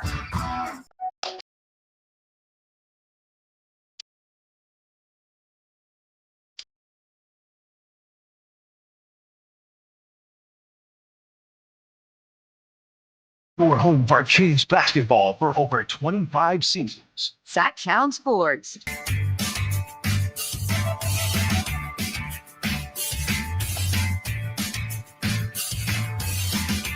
Breaking news that we broke. Well, that we were talking about on the other side, and there is more coming out from it. Appreciate you, everybody listening that continue to tag me in things dropping on X, on Twitter. So we read the Shams report, and we have some sound from Shams as this thing is breaking on NBA Today right now on ESPN. But Shams, he tweeted about 10-ish minutes ago, just in the Sacramento Kings are expected to open up talks to potentially deal all-star De'Aaron Fox ahead of February 6th trade deadline, sources tell ESPN. There will be plenty of suitors, but it's believed that Fox has a target destination in mind ahead of the 2026 free agency. And Sam Amick, now, this is about 5 minutes ago, says, can't confirm that the Kings appear open to listening to De'Aaron Fox offers heading into the February 6th deadline. League source says Fox, who has continued to signal a lack of interest in extending, has a destination in mind. More to come at The Athletic, but ESPN got to it first. That's from Sam Amick. Okay, Kyle, let's get this sound from Shams, and what do you have to say? That Fox, his representation, Rich Paul of Clutch Sports, have a destination in mind that they want to go to in this trade situation. When we find out where that is, we will inform the audience. But that is something that now just, I don't know, we've been talking about Jimmy Butler for the last several weeks. De'Aaron Fox is a premier player in his prime who is just only ascending from here. This is a massive new domino into the NBA landscape. He has the ability to change the complexion of any team he arrives to. One thing I can say with Rich Paul, we know he's got LeBron James and Anthony Davis on the Lakers. I'm told the Lakers are not part of that destination of choice for De'Aaron Fox potentially, but he is now potentially entering the NBA's trade market. A lot of people are talking about the Texas teams, Houston, San Antonio, both teams ascending. I would say Houston might fit his timeline a little bit better than San Antonio, but San Antonio does have Victor Wembanyama, so wouldn't mind playing with him. People that are curious about, being Rich Paul and LeBron, Shams is very, very close with Clutch. Shams is reporting that it is not the Lakers. You don't got to worry about that, at least not yet. Shams is eliminating the Lakers, but not eliminating anybody else. A lot of the conversation is about those Texas teams, the Spurs, and the Rockets. There are so many places to go with this, and we want to hear from you, 916-339-1140. Yeah, 916 says Kings better stay clear of Jimmy Butler. Oh, my goodness, please, not Jimmy Butler. And first of all, that spacing would be horrendous with Jimmy Butler and DeMar DeRozan. Please, not Jimmy. I don't think it will be, but please, not Jimmy Butler. I'll say this. The first thing that I'm thinking about is not necessarily what happens with De'Aaron Fox and who they get back. First thing I'm thinking about is this season. I mean, what an insane season for the Sacramento Kings, coming off of one of the more boring seasons last season. From who would have thought? From the Beam Team season, dare I even say, think about this. Going into this last season, we talked about all the things that the Kings did right. It was weird, some of it, how long they took to extend Mike Brown, but they extend Mike Brown. You get Malik Monk to stay. You convince him to stay, in part to play with De'Aaron Fox, his Kentucky brother. So you nail those two. You get a future Hall of Famer in DeMar DeRozan, and De'Aaron Fox helped recruit DeMar DeRozan. Where did this thing go south? I don't know. And to be completely honest with you, we could look back on this team and say DeMar DeRozan was injured. Malik missed about 7 games. Domantas Sabonis missed some games. How much time did this team, and maybe you can point the finger at De'Aaron to say, brother, you went out and you got DeMar DeRozan. You were part of that recruiting situation. Malik Monk, I don't know how much you convinced him to stay, but Malik Monk stays. Domantas Sabonis is doing his thing. You really haven't had that much time together to gel, and you go out this is not, look, both sides have responsibility and culpability here, but you go out and you decide to send up Rich Paul to have a conversation about the future in December when this team hadn't really played that much healthy. And I'm not saying this team had a chance to win the whole thing, but it did seem a little premature. And maybe this is why, I'm not trying to sound like a company man here. Okay, maybe this is why the Kings are reacting this way, because it was a little early. In my opinion, it was a smidge early. Things didn't look great, but everybody had some responsibility. So I don't really know where all of this is going to land. A lot of people are going back and forth on whether or not this thing is cooked. Yeah, I don't see how you come back from this. Okay, I don't know how this, whatever this thing leaked now, De'Aaron is not untouchable. De'Aaron said, I want the team to be better. And the Kings are saying, yeah, we're working on that, but we also might just move you. So no, there are no more secrets. And I know, Kyle, you have feelings on the fact that there are no more secrets. Kind of terrible timing here with the Kings. Having the leverage conversation, what's the point? This thing is out now.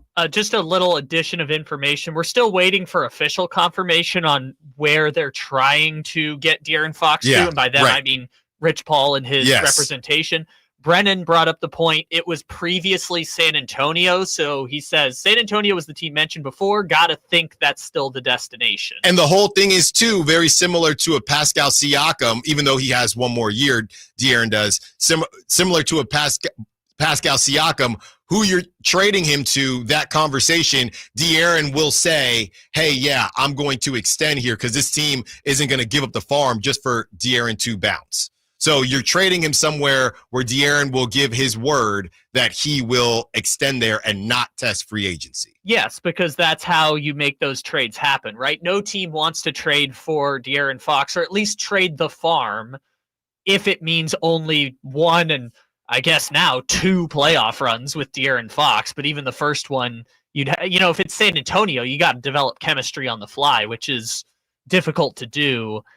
There's just but this season's cooked. You trade De'Aaron Fox, this season is over. Well, yeah, but this season might be over already. Again, this goes back to what I was talking about before we had the concrete information, which is traditionally when you fire a coach at that point of the season, it means you're punting on the season. What's unique about this is that the Kings believe Doug Christie to be the long-term option at the head coaching position, and they went on a run when he first got the job that got them back into contention. Yeah. And now here they are in the 10 seed leading up to the deadline with, as Sam Amick said, indication from Fox's camp, a hesitancy to re-sign.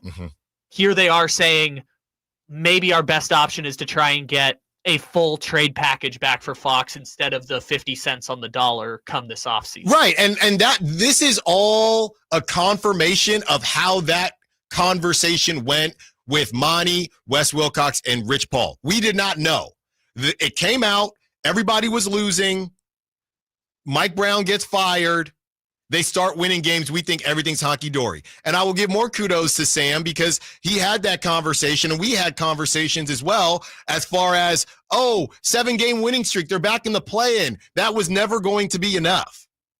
That was never going to be enough in De'Aaron's eyes.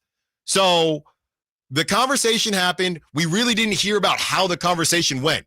We just knew it was a conversation. After the conversation happened, they continue to lose. Mike Brown and De'Aaron fouled Jaden Ivey. They lose that game. Mike Brown gets canned. They start winning games. De'Aaron's been a bit bruised. They beat the Warriors without De'Aaron. They beat the Celtics without De'Aaron. And it just, nothing felt right. Nothing felt right. So that is where we're at. Whether this thing is completely cooked or not, you have to make a decision.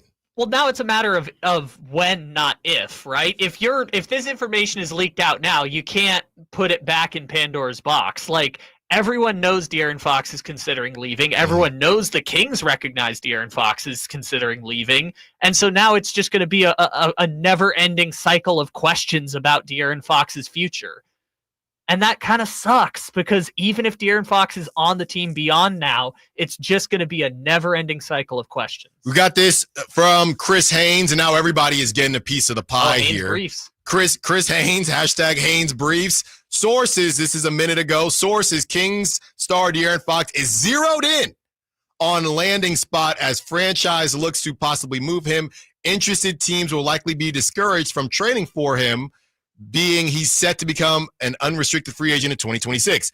Fox's unwillingness to sign an extension has positioned the situation here. So he's basically, I guess is it 2 spots? Is it the spot he wants to go to or stay with the Kings? That's crazy. And then leave in free agency? They haven't even gotten to negotiate with him. What does that mean that trading him before he's set to become a free agent, his unwillingness to sign an extension has positioned the situation here? They never even got to extension talks. We're trying to, yes. Yeah, we're over. So let's just re-rack on the other side. And again, this is also a tough spot for the Kings because if he's not willing to re-sign, there's only a couple packages that they can even look at, right? And everybody's assuming the Spurs. That's one package. So Stephon Castle, come on down. If he is saying, De'Aaron, I'm not going to re-sign with the Heat. I'm not going to re-sign with whoever. So the Kings, their platter, if you will, or their choices, their menu is not as big as maybe we would like. All right, continuing the conversation on the other side. How you feel in Sacramento? Look, is there anybody out there that I remember? Anybody out there saying, we don't need De'Aaron, blah, blah, blah, blah? Anybody having buyer's remorse right now? Let's talk about it. Allen Stiles, Sacktown Sports. Wednesday night, Kings and 76ers. Game night with Scott Marsh and the high flyer Henry Turner starts at 3. Tip-off at 4:30. Your exclusive home for the Sacramento Kings is Sacktown Sports 1140.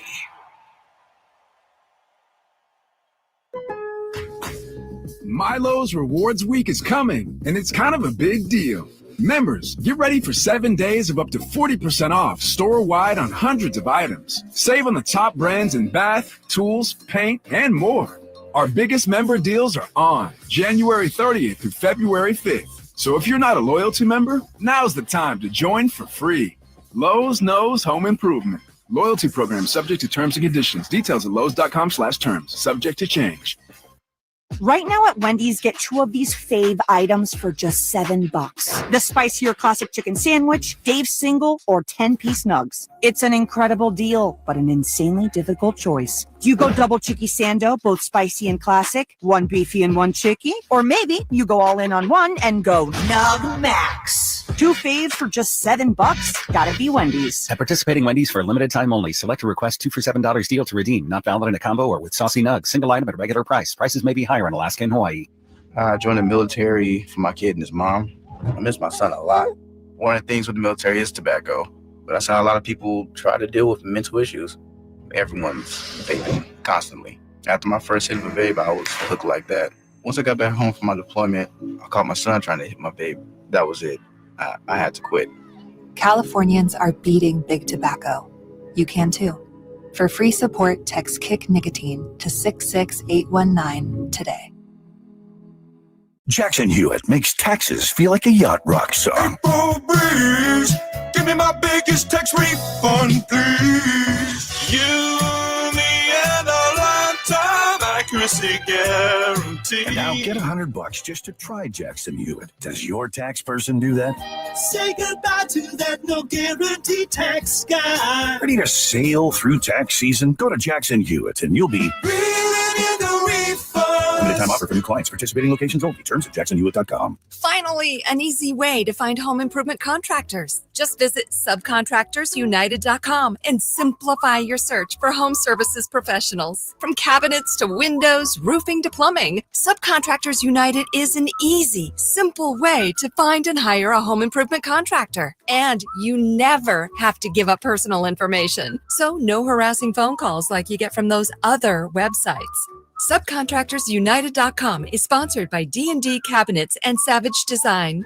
KHTK HD1 Sacramento, KYMX HD3 Sacramento. From the Power Business Technology Toshiba Studios, Sacktown Sports 1140.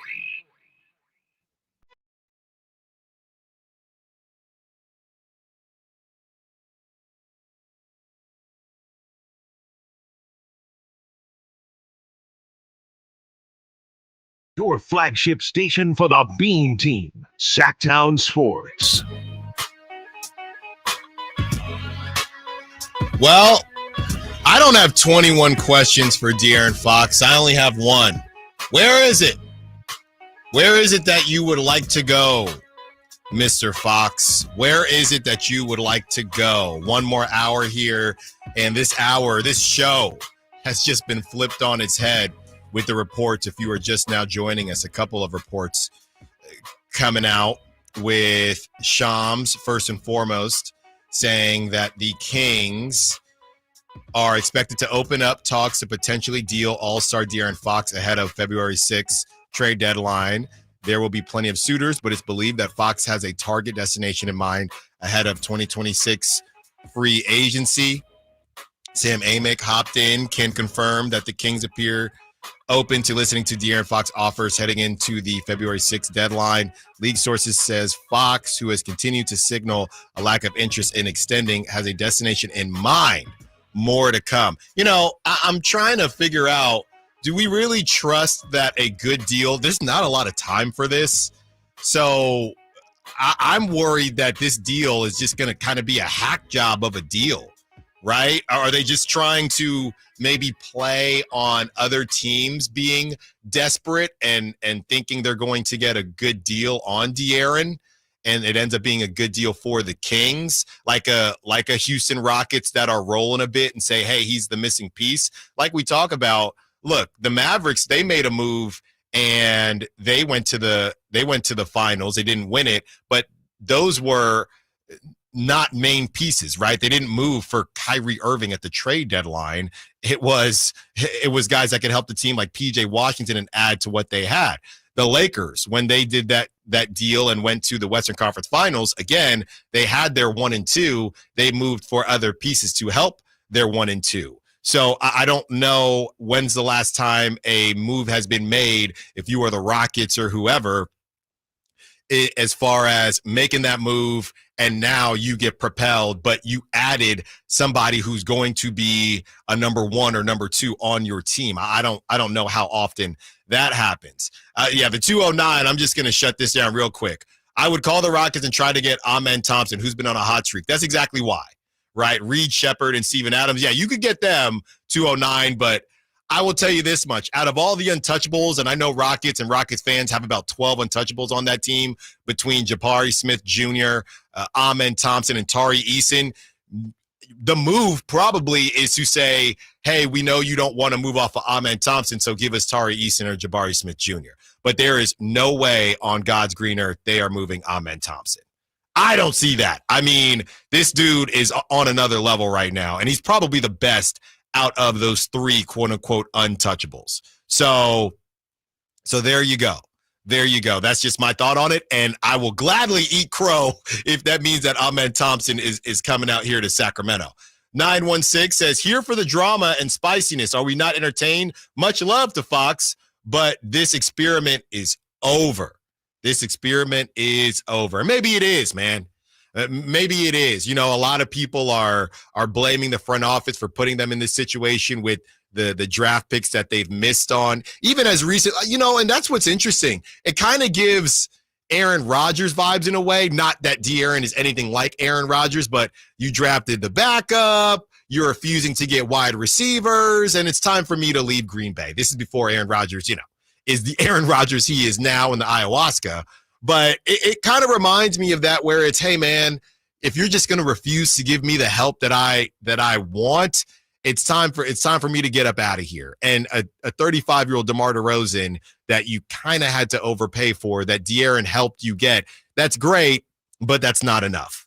You know, we don't know enough details as far as what De'Aaron was or wasn't okay with. Was he okay with moving on from Keegan Murray? Was he okay with moving on from some of these guys that were deemed untouchable? 916 says, trading Fox is the right move for the right return. Monty has to get this right. Well, I feel like they've already kind of gotten this wrong with these reports coming out, right? And now with this situation that's being reported with Chris Haynes and Sam Amick, there is a team in mind. So I guess the Kings better hope that the team that De'Aaron has in mind has what they want. We keep hearing about the San Antonio Spurs. We talk about Stephon Castle, right? Stephon Castle, Devin Vassell, a bunch of picks, Keldon Johnson. I don't know. Going back to some of the conversations we've had, I like Miami Heat and what they could give you. I don't know what they're willing to give you, but I like what they could give you more than I like some of these other packages like the Spurs, things like that.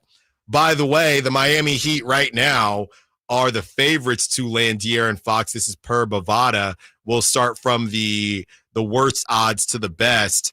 The New Orleans Pelicans at plus 1,400, the Clippers at plus 1,000, Denver Nuggets at plus 650, Orlando Magic at plus 650, Houston Rockets at plus 600, Timberwolves at plus 500. That's interesting.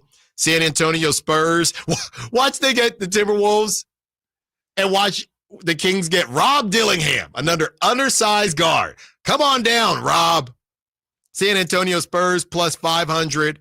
They're number 2, and number 1, the Miami Heat at plus 450. I like the Miami Heat asset package as far as a retooling. I like Jaime Jaquez. I like some of these guys here that the Heat can throw out there, and their pick situation. I like Jovic. You know, they don't want to move. I'm sure Tyler Hero's probably untouchable for them, but give me a Jaime Jaquez, give me a Nikola Jovic, and we can talk here and some picks, and let's rock and roll from there. I'm assuming Jimmy Butler, they would have a Jimmy Butler conversation. I don't see Jimmy Butler and DeMar DeRozan being on the same team. That just makes absolutely no sense to me from a spacing standpoint. So I don't see that happening, but maybe that is the most obvious thing that is happening. 530 says Fox isn't a free agent after this year. Kings aren't handcuffed. Teams will trade for Fox. But here's the issue, 530. The issue is if De'Aaron says, I'm just going to go into free agency, hey, the Grizzlies want me, well, I don't want to share the court with Ja, and if you trade me to the Grizzlies, I'm telling you, Grizzlies, I'm going to enter free agency after next season, then the Grizzlies, or you can try the Shohei Ohtani, we're going to convince him thing like the Angels did. You see how that worked out. And then the Grizzlies will give up a bunch of young assets and lose him for nothing. So that's the issue. If De'Aaron, he's not even giving teams the illusion that he will stay. He's not even doing that, right? Or that he can be convinced. There's one place that's being reported. So that's why the Kings are kind of handcuffed. If they say, well, we're just not moving you, this thing could get ugly, right? Let's say the Kings say, we're not going to move you, De'Aaron, okay? So they go into this season. This season ends however it ends. Not good enough for De'Aaron. So now they're going into his last season of his contract. And they say, hey, De'Aaron, we're still not moving you. And then De'Aaron leaves for nothing in free agency.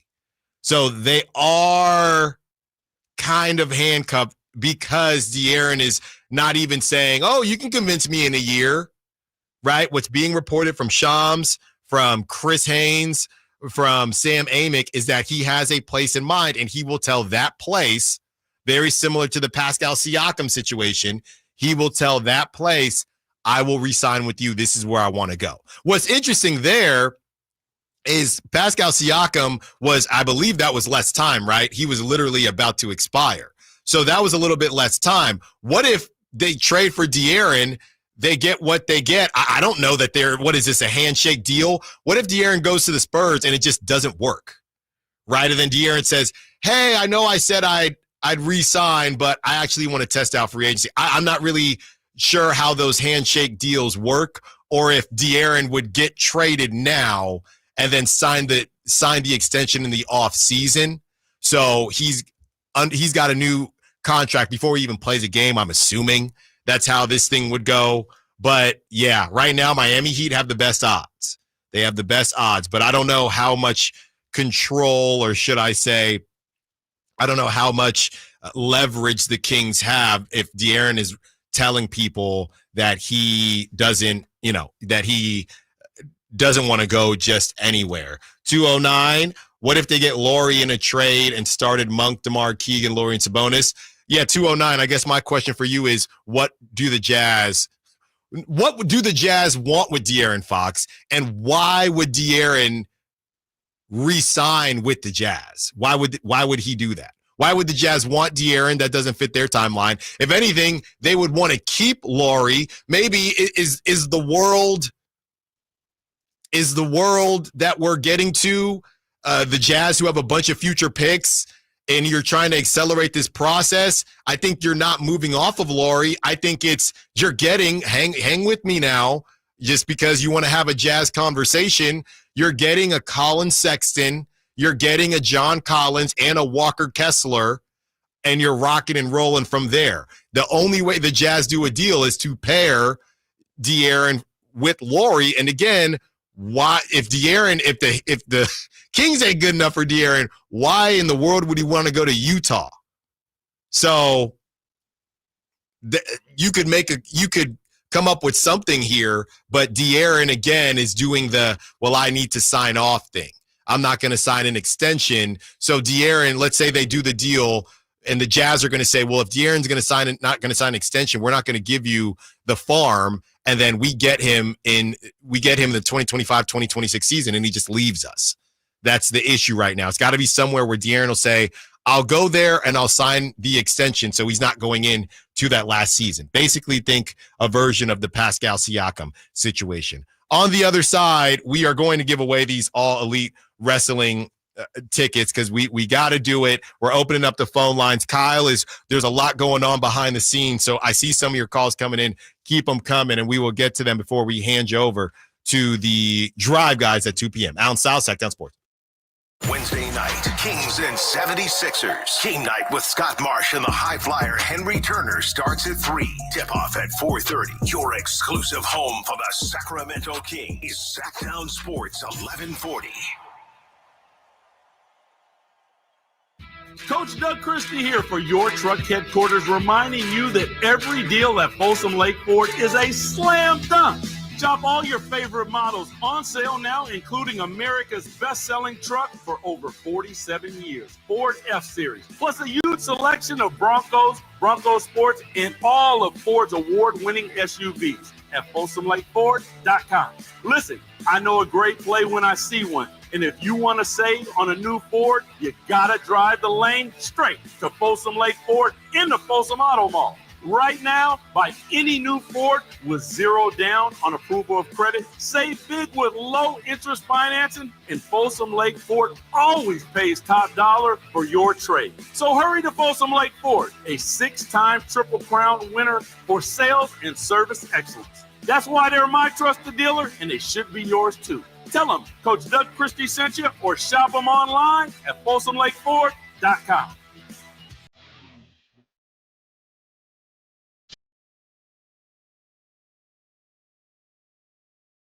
Your home for Kings basketball for over 25 seasons. Sacktown Sports.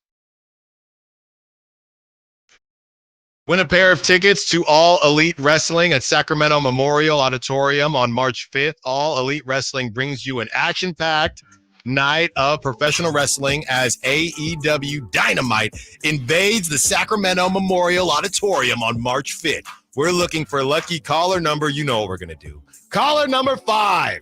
Caller number 5 to score our pair of tickets to see AEW. Caller number 5, 916-339-1140, 916-339-1140, 916-339-1140. Caller number 5. Caller number 5 in honor of De'Aaron Fox.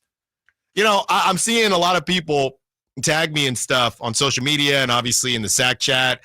I'm looking here just at the Kings schedule and how this thing has escalated. So February 6th is the trade deadline. They get back February 5th. And, you know, I don't know if there's any betting people out here, but will he be on? And it's a back-to-back, right? So could February 5th be De'Aaron's last game at the Golden One Center? And then they take off, right? February 6th is the deadline. They'll be in Portland. Then they come back on that Saturday. Will De'Aaron still be on the team February 5th when they come back from this road trip? You talk about awkward, right? So now, and we thought the Kevin Huerter stuff was awkward. This is a whole nother level. So this is essentially how I'm reading it. The Kings saying, thank you for telling us what you told us, De'Aaron, back in December. We're doing our due diligence to see if essentially you are worth moving some of our younger pieces and assets to keep this thing rolling, or do we think we can get enough back for you? That's what it is. It's that simple. You know, the idea that De'Aaron was untouchable is now out the window. Teams know it, but De'Aaron is saying, okay, well, let me double down on what you said to me. And it's not the no trade clause thing, but there are places, or there is a place I want to go, and I know that nobody is going to trade for me if I don't say I'm going to sign the extension there and I hit free agency. So you guys are not going to get my correct value, really, unless you send me where I want to go. So that is how this whole thing is escalating. You know, one thing that we don't know is whether or not another conversation has happened.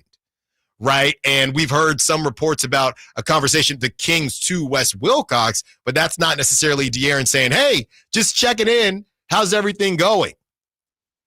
So they're at Sixers tomorrow night. Awkward.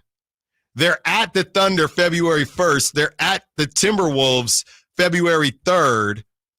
I mean, you talk about I know everybody on that team is just dreading their next media availability. Doug Christie.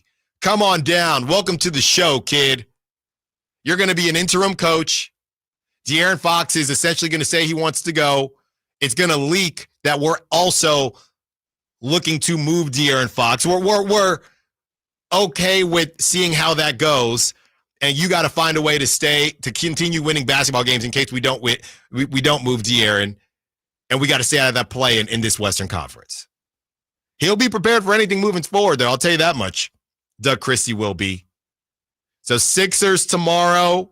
Man, oh man, all eyes on the Kings. And a lot of people were saying this, man. Sam Amick on these airwaves, Brendan Nunez on this show. I didn't necessarily want to believe that the quote-unquote writing was on the wall. Maybe the whole time it was.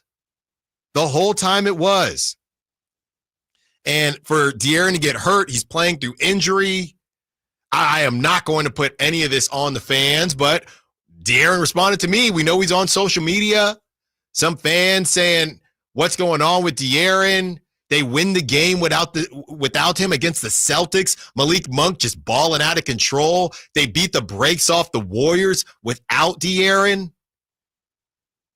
Maybe this thing never had a shot once they decided to have this conversation, and maybe that's how De'Aaron was. Look, I'll tell you this much, and I know I joke about people having sources, so I'm not trying to be that guy. I'll tell you this. After everything came out, the initial conversation, okay?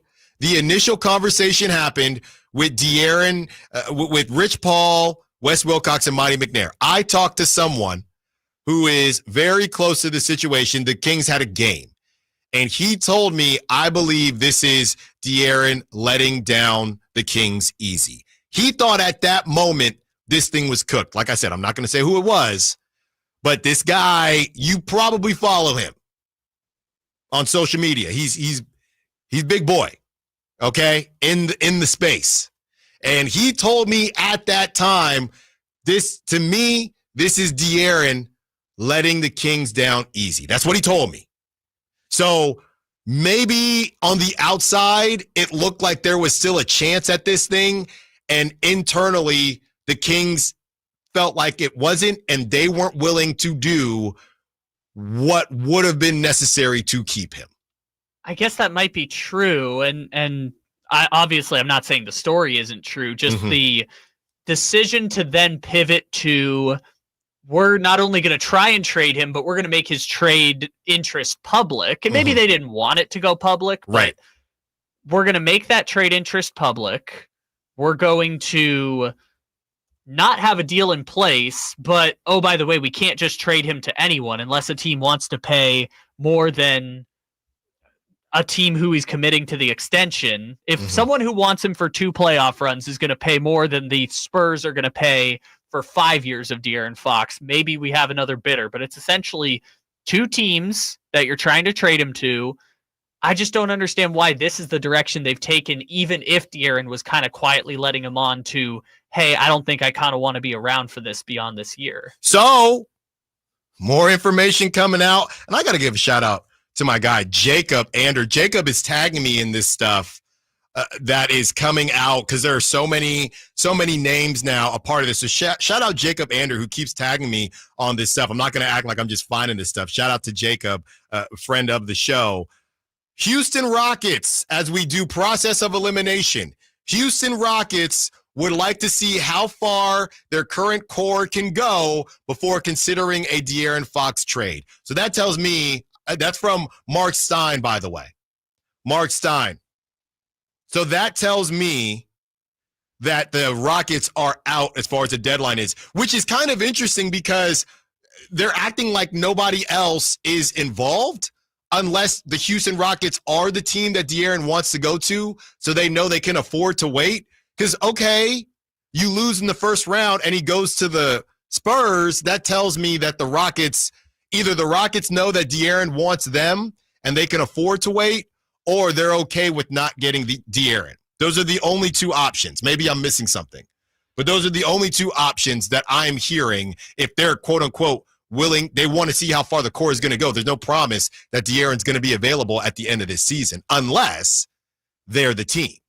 Yeah, it's starting to look like they're not the team. I don't think they are. I think everybody continues to talk about if you're eliminating non-Texas teams, right? And I know Bovada has the Heat. So it's some combination of the Heat, the Spurs, and the Rockets. Brendan Nunez said it earlier. It was the Spurs before. Nothing's really changed to make it think that it's not the Spurs. Therefore, the Spurs are very likely the team. If everyone from the Chris Haynes to the Sam Amick to the Shams Charanias are saying Clutch is trying to steer De'Aaron Fox in the direction he wants to go, it seems pretty clear that direction is Victor Wembanyama and the San Antonio Spurs somehow making a move for De'Aaron Fox. Now, if another team has a better package, maybe the Kings consider that. But again, what team is going to offer more for 2 playoff? Well, when it was 1 year of De'Aaron Fox, I understood that more. I guess now you could argue by trading him now, there's 2 playoff runs of De'Aaron Fox you get for another team. If, say,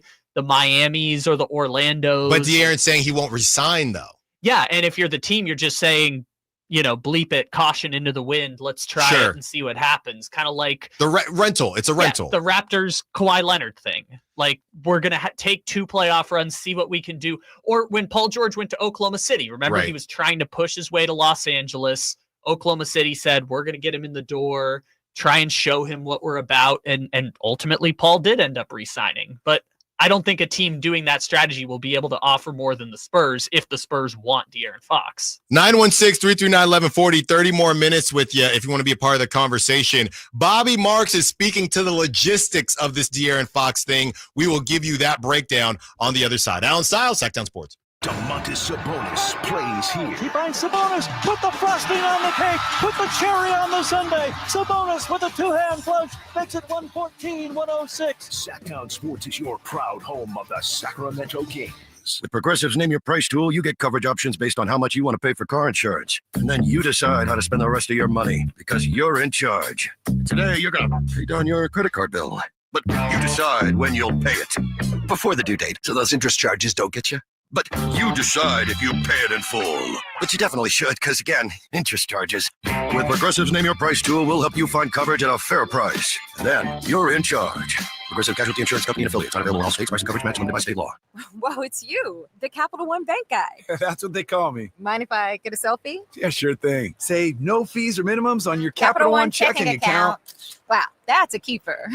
So, where are you heading? I'm off to spread the good news that Capital One helps people keep more money in their wallet with no overdraft fees. Oh, you're the best Capital One Bank guy. Hey, mind if I get a selfie? Sure. Say, Capital One, what's in your wallet? Terms apply. See CapitalOne.com/bank for details. Capital One and a member FDIC. Hi, this is Greg Papa. Disasters hit every day. If your home, business, or building has suffered from any disaster, SunPoint Public Adjusters can help. SunPoint prepares, presents, and negotiates your claim with the insurance company, working only for you, making sure you get everything you're entitled to and letting your focus be on what's most important, your family or your business. Call SunPoint today at 888-247-7865 or contact us at sunpoint.us. SunPoint Public Adjusters, the gold standard in public adjusting. License number 2N14884. You know, when it's all on the line, you need a big-time closer, and that's especially true when it comes to your garage door. And that's why I recommend National Garage Door, 638-4554. Whitey Gleason here for National Garage Door. Whether you're looking to repair an existing door or get a brand new one installed, you need National Garage Door. Family-owned and operated. They've been around since 1974 because service is their number one priority. National Garage Door are the region's BSE, it's broken spring experts. Styles, prices, and quality of the new doors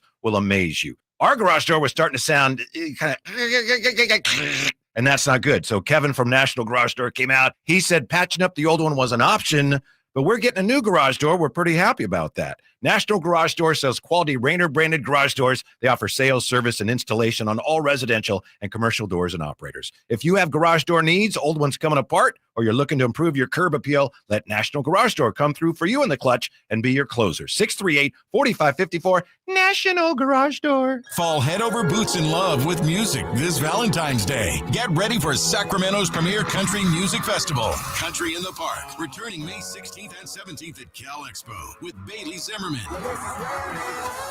Billy Carrington, and more. Enjoy food trucks, mechanical bulls, and line dancing. Tickets start at just $52. Visit CITPfest.com. Brought to you by Hyatt Vacation Club. Don't just say, I love you. Show it with music. Buy tickets now.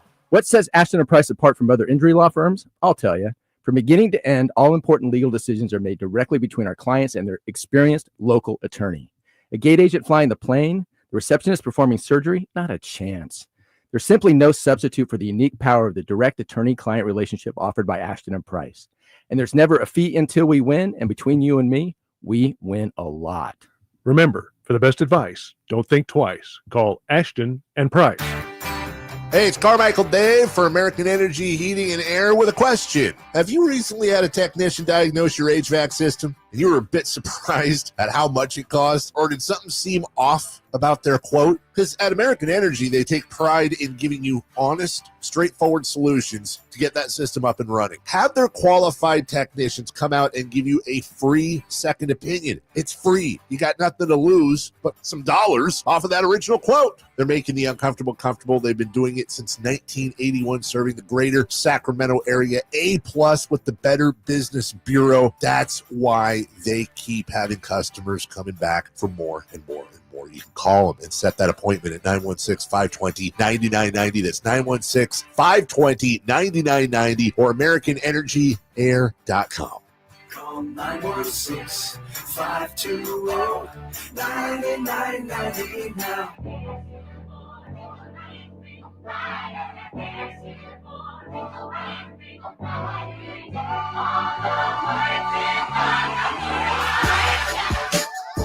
Your flagship station for the Beam Team, Sacktown Sports.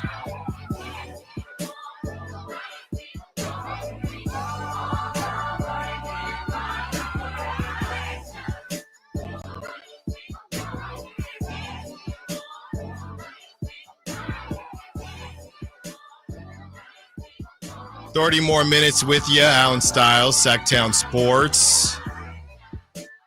And the word is, I have some good news. We're about to get into this Bobby Marks situation, but I do have good news. That as far as De'Aaron, quote unquote, wanting to leave, I don't know that it's necessarily that, but there are two options here as the new season of The Bachelor is either started or it's about to start. So there are two teams. One team, it is being reported now that it is the Sacramento Kings, obviously, and the other team, the San Antonio Spurs.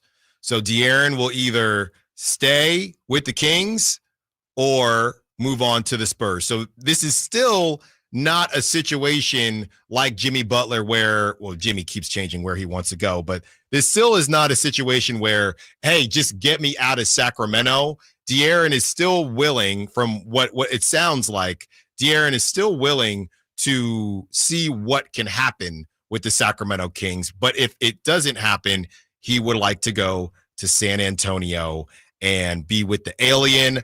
I think the Alien, Wembanyama, and the Spurs, they would still need to do more. I don't see De'Aaron. I mean, I know they're playing pretty well. They're in a play-in conversation with one Chris Paul, but they would be shifting it. I don't know what their cap situation is, but they would be shifting into all in. They probably get a third star, and Wemby is coming, would be starting next season. It certainly helps them fix the fact that when Wemby is off the floor, I think they have the 28th best offensive rating in the league. Mm-hmm. So they just need something on the offensive side when Wemby isn't there.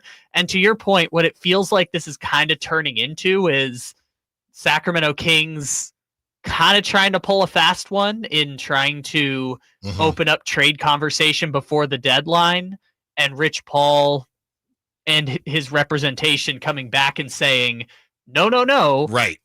We want to make clear the only teams De'Aaron wants to play for are Sacramento and maybe San Antonio, which if the Kings do want to trade if the Kings want to make a trade, they got to do it with those teams, is what the message is trying to be sent. Yeah, and I think the other question is that just right now, right? If I get moved before the trade deadline, I want to be moved. I either want to stay with y'all or I want to go to San Antonio. We don't know if that would change after the trade deadline. This is all stuff that is just coming out as we have this show. So, it is a fluid situation, but you look at Stephon Castle, who we believe would be on the move. He's really a small forward for the Spurs. So you got Stephon Castle, obviously Harrison Barnes, Victor Wembanyama, Devin Vassell, and Chris Paul. Chris Paul on a one-year deal.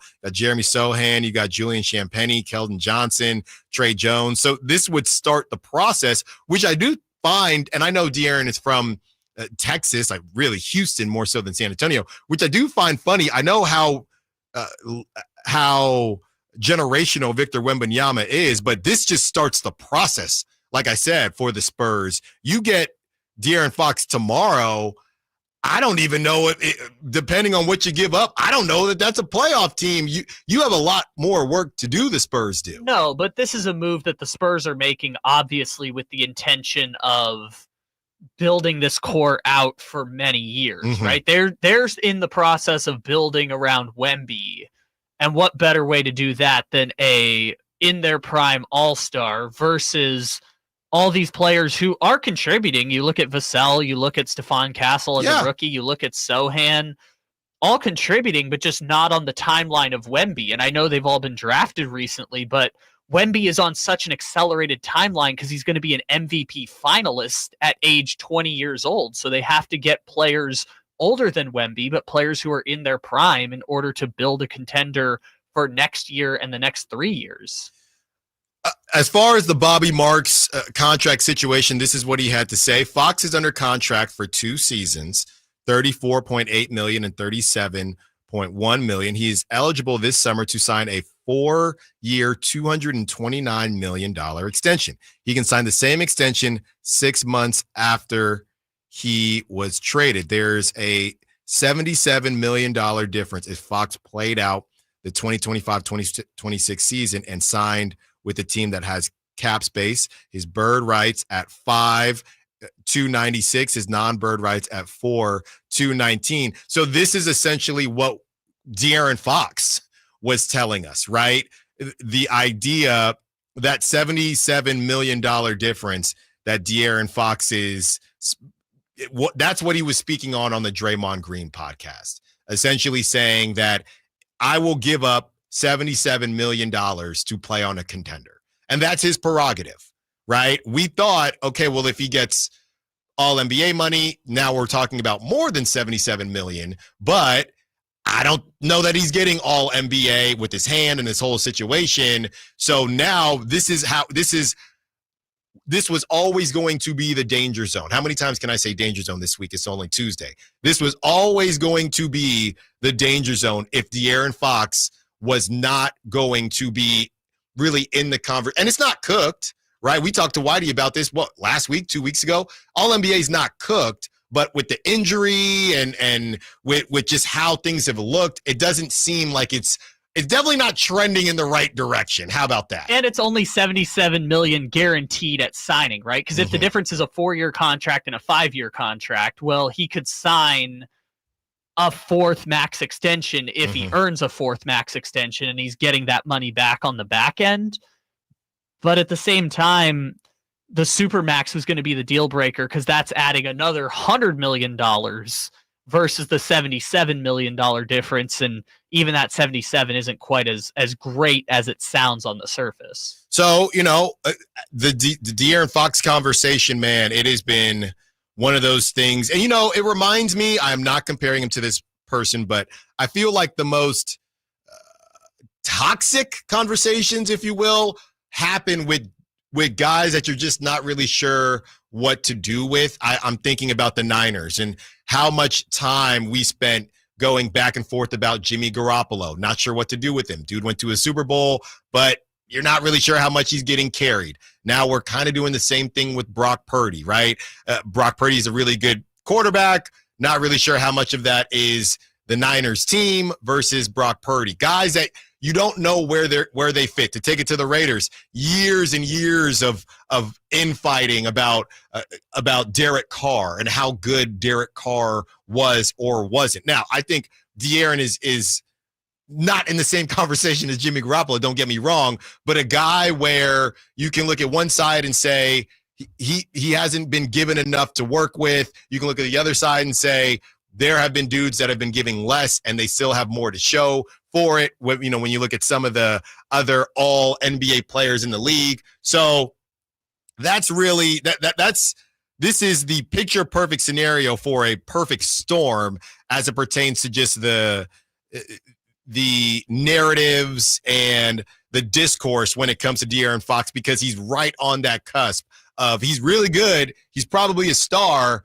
but nobody is this isn't a conversation if he is a full-blown superstar. It's not a conversation. No, but that was never the point. He's still worthy of a max contract, and the Sacramento Kings are undoubtedly better with De'Aaron Fox than without De'Aaron Fox, which is why it's so strange that the Kings are deciding to try and, as I've been calling it, pull a fast one by seeing if they could get a trade for him before the deadline, when that's not how this works. The De'Aaron Fox will go where De'Aaron Fox wants to sign an extension unless a team is willing to pay full price for only a playoff run or maybe two of De'Aaron Fox. So now that all the information is out there, it makes the whole thing a circus, because now it's no longer if De'Aaron Fox is going to get traded, but when. Because what? You're going to try and come back and say, oh, hey, by the way, we were just kidding. We're not going to try and trade De'Aaron Fox. We actually want to sign him to an extension, the same extension that was on the table before we just tried to trade De'Aaron Fox. 530 says, if I had to pick one team I wouldn't want Fox to go to, it would be Dallas, because everybody tried to convince Kings fans that Luka and Fox wouldn't work together. Greg in YC. Yeah, I'm not sure you have to worry about that, Greg. Number one, I think it's been really tough for Dallas to find somebody that works with Luka, and Kyrie, for the most part, works with Luka. So I don't think you got to worry about that for that reason. The other reason I don't think you have to worry about that is because De'Aaron does have a destination, and that destination as of right now is either to stay in Sacramento or the Spurs. So maybe the fact that Sacramento is still a conversation means it's not as far gone as maybe we thought when this whole thing initially dropped. 916, we're going to have to deal with this as well. Monty blew it with Halliburton. Now Fox cannot make all NBA this year, so no max money in Sac. Get as much as we can because his agent will get him money in a new town. This is Monty, how he's going to salvage things. Yeah, I mean, the Halliburton thing, that's going to be talked about forever. As long as Halliburton is kind of doing his thing on the Pacers. So now you picked De'Aaron Fox, and what was that, Kyle? 4 years later? You possibly lose 3 years. 3 years later? It was February of 2022. 3 years later, you lose De'Aaron Fox. I mean, not great business, and there's still a way to salvage all this. He's not gone yet. And he still hasn't requested a trade. This, if anything, this is the front office saying, well, we're also now looking at things, and De'Aaron can't really look at them sideways because he gave them some version of an ultimatum. This thing is messy. Whitey Gleason helps us clean it all up in the last segment. Allen Stiles Show, Sacktown Sports. Wednesday night, Kings and 76ers. King night with Scott Marsh and the high flyer Henry Turner starts at 3. Tip-off at 4:30. Your exclusive home for the Sacramento Kings is Sacktown Sports 1140. Okay, I have to tell you, I was just looking on eBay where I go for all kinds of things I love, and there it was. That hologram trading card. One of the rarest, the last one I needed for my set. Shiny like the designer handbag of my dreams. One of a kind. eBay had it, and now everyone's asking, ooh, where'd you get your windshield wipers? eBay has all the parts that fit my car. No more annoying, just beautiful. Whatever you love, find it on eBay. eBay, things people love. Why choose a Sleep Number smart bed? Can I make my side softer? Can I make my side firmer? Can we sleep cooler? Sleep Number does that. Cools up to 8 times faster and lets you choose your ideal comfort on either side. Your Sleep Number setting. And now save 50% on the new Sleep Number limited edition smart bed. Limited time. Exclusively at a Sleep Number store near you. Learn more at sleepnumber.com.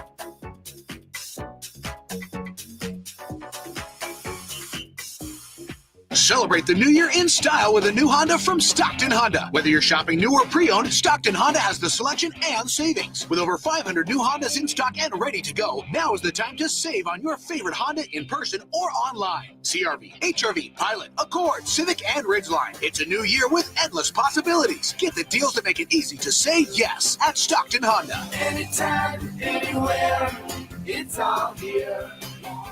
StocktonHonda.com. Everyone has a past, but what happens if you've made mistakes and made good on that past, but it keeps following you? Are you looking for an attorney to erase past records and restore your rights? Maybe even restore your gun rights? Do you need a reputable criminal defense attorney who knows even good people make bad mistakes? Well, the attorneys at Gonzalez Law Office are here to help. Find Gonzalez Law Office online at saclegaldefense.com or call them at 916-304-9187. We don't settle for less, and neither should you. Twin Peaks is the best in the game. Here, the ultimate lunch lineup boasts wall-to-wall sports and scenic views. When you're hungry and in a hurry, the Scratch Kitchen delivers lunch in the clutch. I mean, where else can you order a 29-degree draft beer and a quickie combo on your lunch break? Only at Twin Peaks, the #1 sports bar. Twin Peaks Scratch Kitchen scores every time. Dig into hand-smashed burgers, chef-inspired flatbreads, and more at your local lodge. Maida Chevy saves you $8,000 off MSRP on new 2025 half-ton Silverado LT and RST after rebates. Resolve to save now with $8,000 off new Silverados at MaidaChevy.com. Together, let's drive. See dealer for details. Less than 2011 or newer Chevrolet.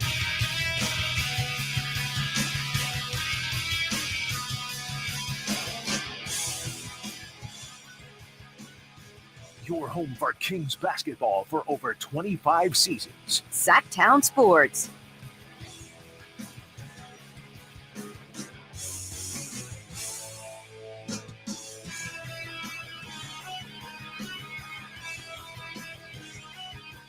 $15 more minutes with you. Whitey Gleason joins us. Anything going on today, Al? There wasn't, and we were sitting here. I had this whole thing, Whitey. I premiered the first new segment, In Stile, Out of Stile. I was ready to talk about Khalil Ware and how the Kings could have had Khalil Ware, which still kind of connects, right? I mean, they did continue to draft guard after guard after guard, and I was all ready to spend some time on my brand new segment, Whitey, and then all hell broke loose. Yeah, well, let me just point out that I hadn't heard any of that, so I'm driving in listening to you. Oh, if you haven't heard, well, we'll tell you what's going on. So I'm like, great, what's going on? First, I got to tell you about the burrito I had. Alan, you're killing me. You're killing me. Seriously, like what happened? What are we talking about? Well, let me tell you about this burrito I had. Well, people needed to know that too. And that was probably round 3 of the re-racking. Right. Mm-hmm. But I wasn't there for rounds That's 1 right. or 2. So you're right. Ooh, what's up? That's right. Well, to be All fair, right, that's enough about the burrito. And let me tell you, my wife had enchiladas. I don't care. No, but to be fair, that was before Shams. That was before it actually took off. Mm-hmm. In my defense. Okay. Shams, by the way, no mention of burritos. None. Well, if he had it from this place, he wouldn't be mentioning it. All right? Just that the Lakers don't want to trade for him, which is an incredible way to parse that. Is like he went on TV and he's like, yeah, De'Aaron Fox is available for trade, and it's not the Lakers. Just like stopping Lakers fans before they could even make the jersey swaps. Yeah. Whitey, obviously, 4 hours today? It's got to be. Yeah, at least. Okay, 4 hours today, maybe more. Whitey getting a little bit of overtime. I guess the spark notes on this whole thing and how I've taken it is, outside of all the drama and everything like that, the reality is they had the conversation, Rich Paul did, with Monty McNair, Wes Wilcox. We only knew about what De'Aaron's team said to the Kings. We didn't know what the Kings were going to do with that information. And were they going to say, well, De'Aaron's untouchable, so we're going to do whatever it takes to keep him? Or were they going to say, okay, thanks for that information. We'll take it into consideration. And it turns out it's the latter. They're looking at everything. So that's really all that came out today, right? Yeah. I think it's also interesting, the whole idea that there's 2 teams that he would want to be with, and Sacramento's one of them. Right.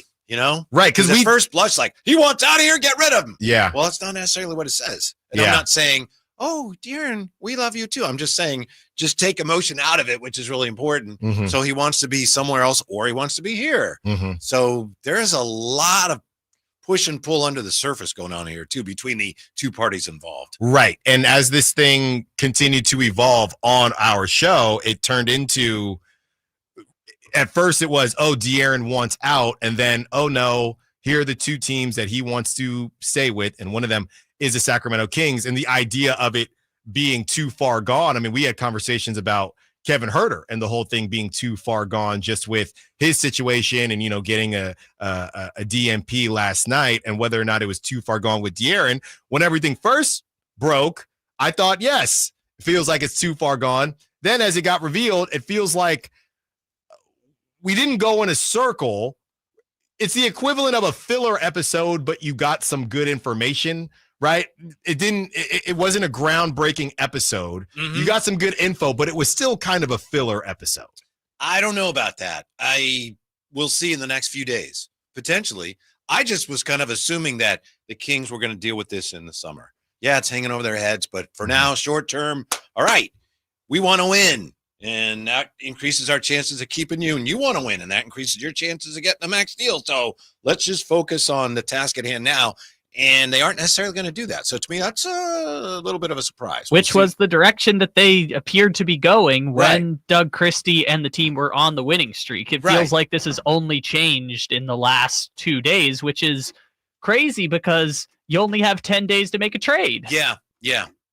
By the way, 1 minute ago, De'Aaron Fox, I don't know. I feel like we're talking about Jimmy Butler here. 1 minute ago, and I don't know how these guys control their accounts, but 1 minute ago, De'Aaron dropped a bunch of pictures, game pictures on his Instagram about 3 minutes ago. So do with that what you want. Do one with Luke Laux, one with him, and in the Kings jersey, of course. Any burritos? All right. Any burritos? Maybe the taco truck. Maybe Banditos, the taco truck. So there you go. Tell me it looks like a farewell. I didn't say that. I know that's why I asked. Did you find it yet? No. By the way, while you guys are looking, Mark Stein just a couple minutes ago, San Antonio widely presumed to be the destination that would interest Fox if that be controlled in trade discussion to allow him to pair with Victor Wembanyama. There you go. Which we all kind of knew, but it means it means he wants to go to either Sacramento or San Antonio and do with that what you may, Sacramento Kings, as you apparently try and trade him. This is still not a Jimmy Butler situation. This is still not a Jimmy Butler situation. How could he get traded before the Beam colorway shoes come out, or did they already come out? Did they just come out? I don't. The only purple ones I know are the Buzz Lightyear ones, so I don't think so. Huh. Yeah, he wore some green ones yesterday, or what was that? Either last night or the night before. Green like an alien, you say? Okay. What are we doing? What are we doing? Did you find the Instagram yet? No. Are you actually looking? I am. So what do you make of it? I'm only seeing a couple pictures here from the reposts, and it's Jimmy Butler-esque. I will say that. But yeah, I don't know this, but my read is, things are a little more pointed between the two sides than I had known. Yeah. Makes sense, but I just wasn't aware of that. We were looking at the schedule. February 5th, they play at home. And then February 6th, they go to Portland. Is the 5th the Orlando game, and then they go to Portland? I believe so, yes. So you're correct. And wedged in between those two is the trade deadline. It's been kind of funny seeing people, and some of them are my friends, so I have nothing against them, but people on Twitter speculating about, Orlando could be in the mix. Hold on. I don't know if we want to do it, but just do it, Kyle. Why not? When it breaks, we have it first. It's Sacktown Sports breaking news. Well, Sam Amick said there was more to come, and his article just dropped. About to read this, and here is the clip from it. Source: De'Aaron Fox's agent, Rich Paul of Clutch Sports, recently sent word that it would be wise for the Kings to move him now. Even with Fox's preferred destination, widely believed to be San Antonio, Fox's side will remain open to all destinations. And there is an article out now. You can read that during one of the breaks. So there you have it. There you have it. So the San Antonio thing is just preferred. They will listen to De'Aaron is not just only set on San Antonio. There you go. However, as you know, if let's say the Nets, for the Nets, it's like, well, are we going to have them beyond this year? Yeah, we don't know. Okay, well, we're not going to give you much. Right. So you're really hamstrung.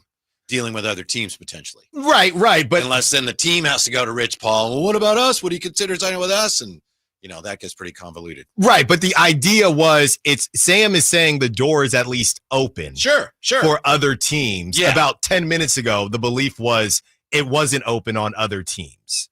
When with the Pascal Siakam thing, Pascal basically said he wouldn't re-sign with the Kings, but he would re-sign with the Pacers. So nobody else was even interested. This one right here says I could be convinced. Now it would have to be a good situation, obviously, but I could be convinced. Just real quickly, I want to add the extra line from the Sam Amick story. It's not a very long story, but according to the league source, Paul's expected to field all calls from interested teams. And they're saying the Lakers are not the destination of choice, and that Miami, the Houston Rockets, Orlando Magic, and Los Angeles Clippers have all expressed interest in the past in De'Aaron Fox. Wow. He does got a little Clippers vibe to him, doesn't he? Boy, I don't think it's going to be the Clippers. No, I don't think so either. Yeah. And Sam, again, as Kyle pointed out, he's just saying in the past, these teams have had interest. That's all he's saying. Wow. So if you're just joining us. Not Evan Siddery, pardon me, but Evan Begley says the Nets are keeping an eye on this. But I don't get that. Why? They're trying to get Giannis down the road, and I think maybe they think, if we get somebody like Fox, then it makes it easier to get Giannis. Why would De'Aaron sign off on that, though? Because of Jordy? I don't know. Yeah. If he wants to play with Giannis, he would sign off on it. The Nets might be interested, but De'Aaron is not. Keep an eye on where Mike Brown goes. Someone's going to pick him up and try to do something there, huh, Whitey? Sure. You mean like the Golden State Warriors, where he's probably going to end up again? When we had the Sam Amick thing, did you see me look at you a little bit? I almost did a burrito thing, but I said, Whitey's going to kill me if I do that. All right, we're about to get on out of here. If you're just now joining us, I am almost done, but Whitey, Kyle Draper, Jay Johnson, they got you the next 4 hours. It started. A lot of De'Aaron Fox news. The latest, De'Aaron Fox's agent, Rich Paul of Clutch Sports, recently sent word that it would be wise for the Kings to move him now, even with Fox's preferred destination. Widely believed to be San Antonio, Fox's side will remain open to all destinations. This thing, every 10 minutes, there is something new coming out. We thought it was done. Now it sounds like De'Aaron is still interested in staying in Sacramento. It's just starting, Allen. It's just now starting, and the Drive Guys just now starting. Thank you to Brendan Nunes for hopping on. That feels like 5 hours ago. It was a completely different world when Brendan Nunes hopped on. Thank you to Brendan Nunes. Thank you all to callers, texters, everybody that kept tagging me throughout the show. Appreciate you. We are powering through here this whole De'Aaron Fox news. Thank you to Kyle, who had a lot to work with as this news continued to come out. Go get a burrito, buddy. You've earned it. Congrats to no, I'm definitely not. I'm skeeved out. Congrats to our winner, AEW Dynamite. You'll have more opportunities to win. And until tomorrow, secure the bag like the beam. Gotta go. The only place you'll find Malik Monk is Sacktown Sports.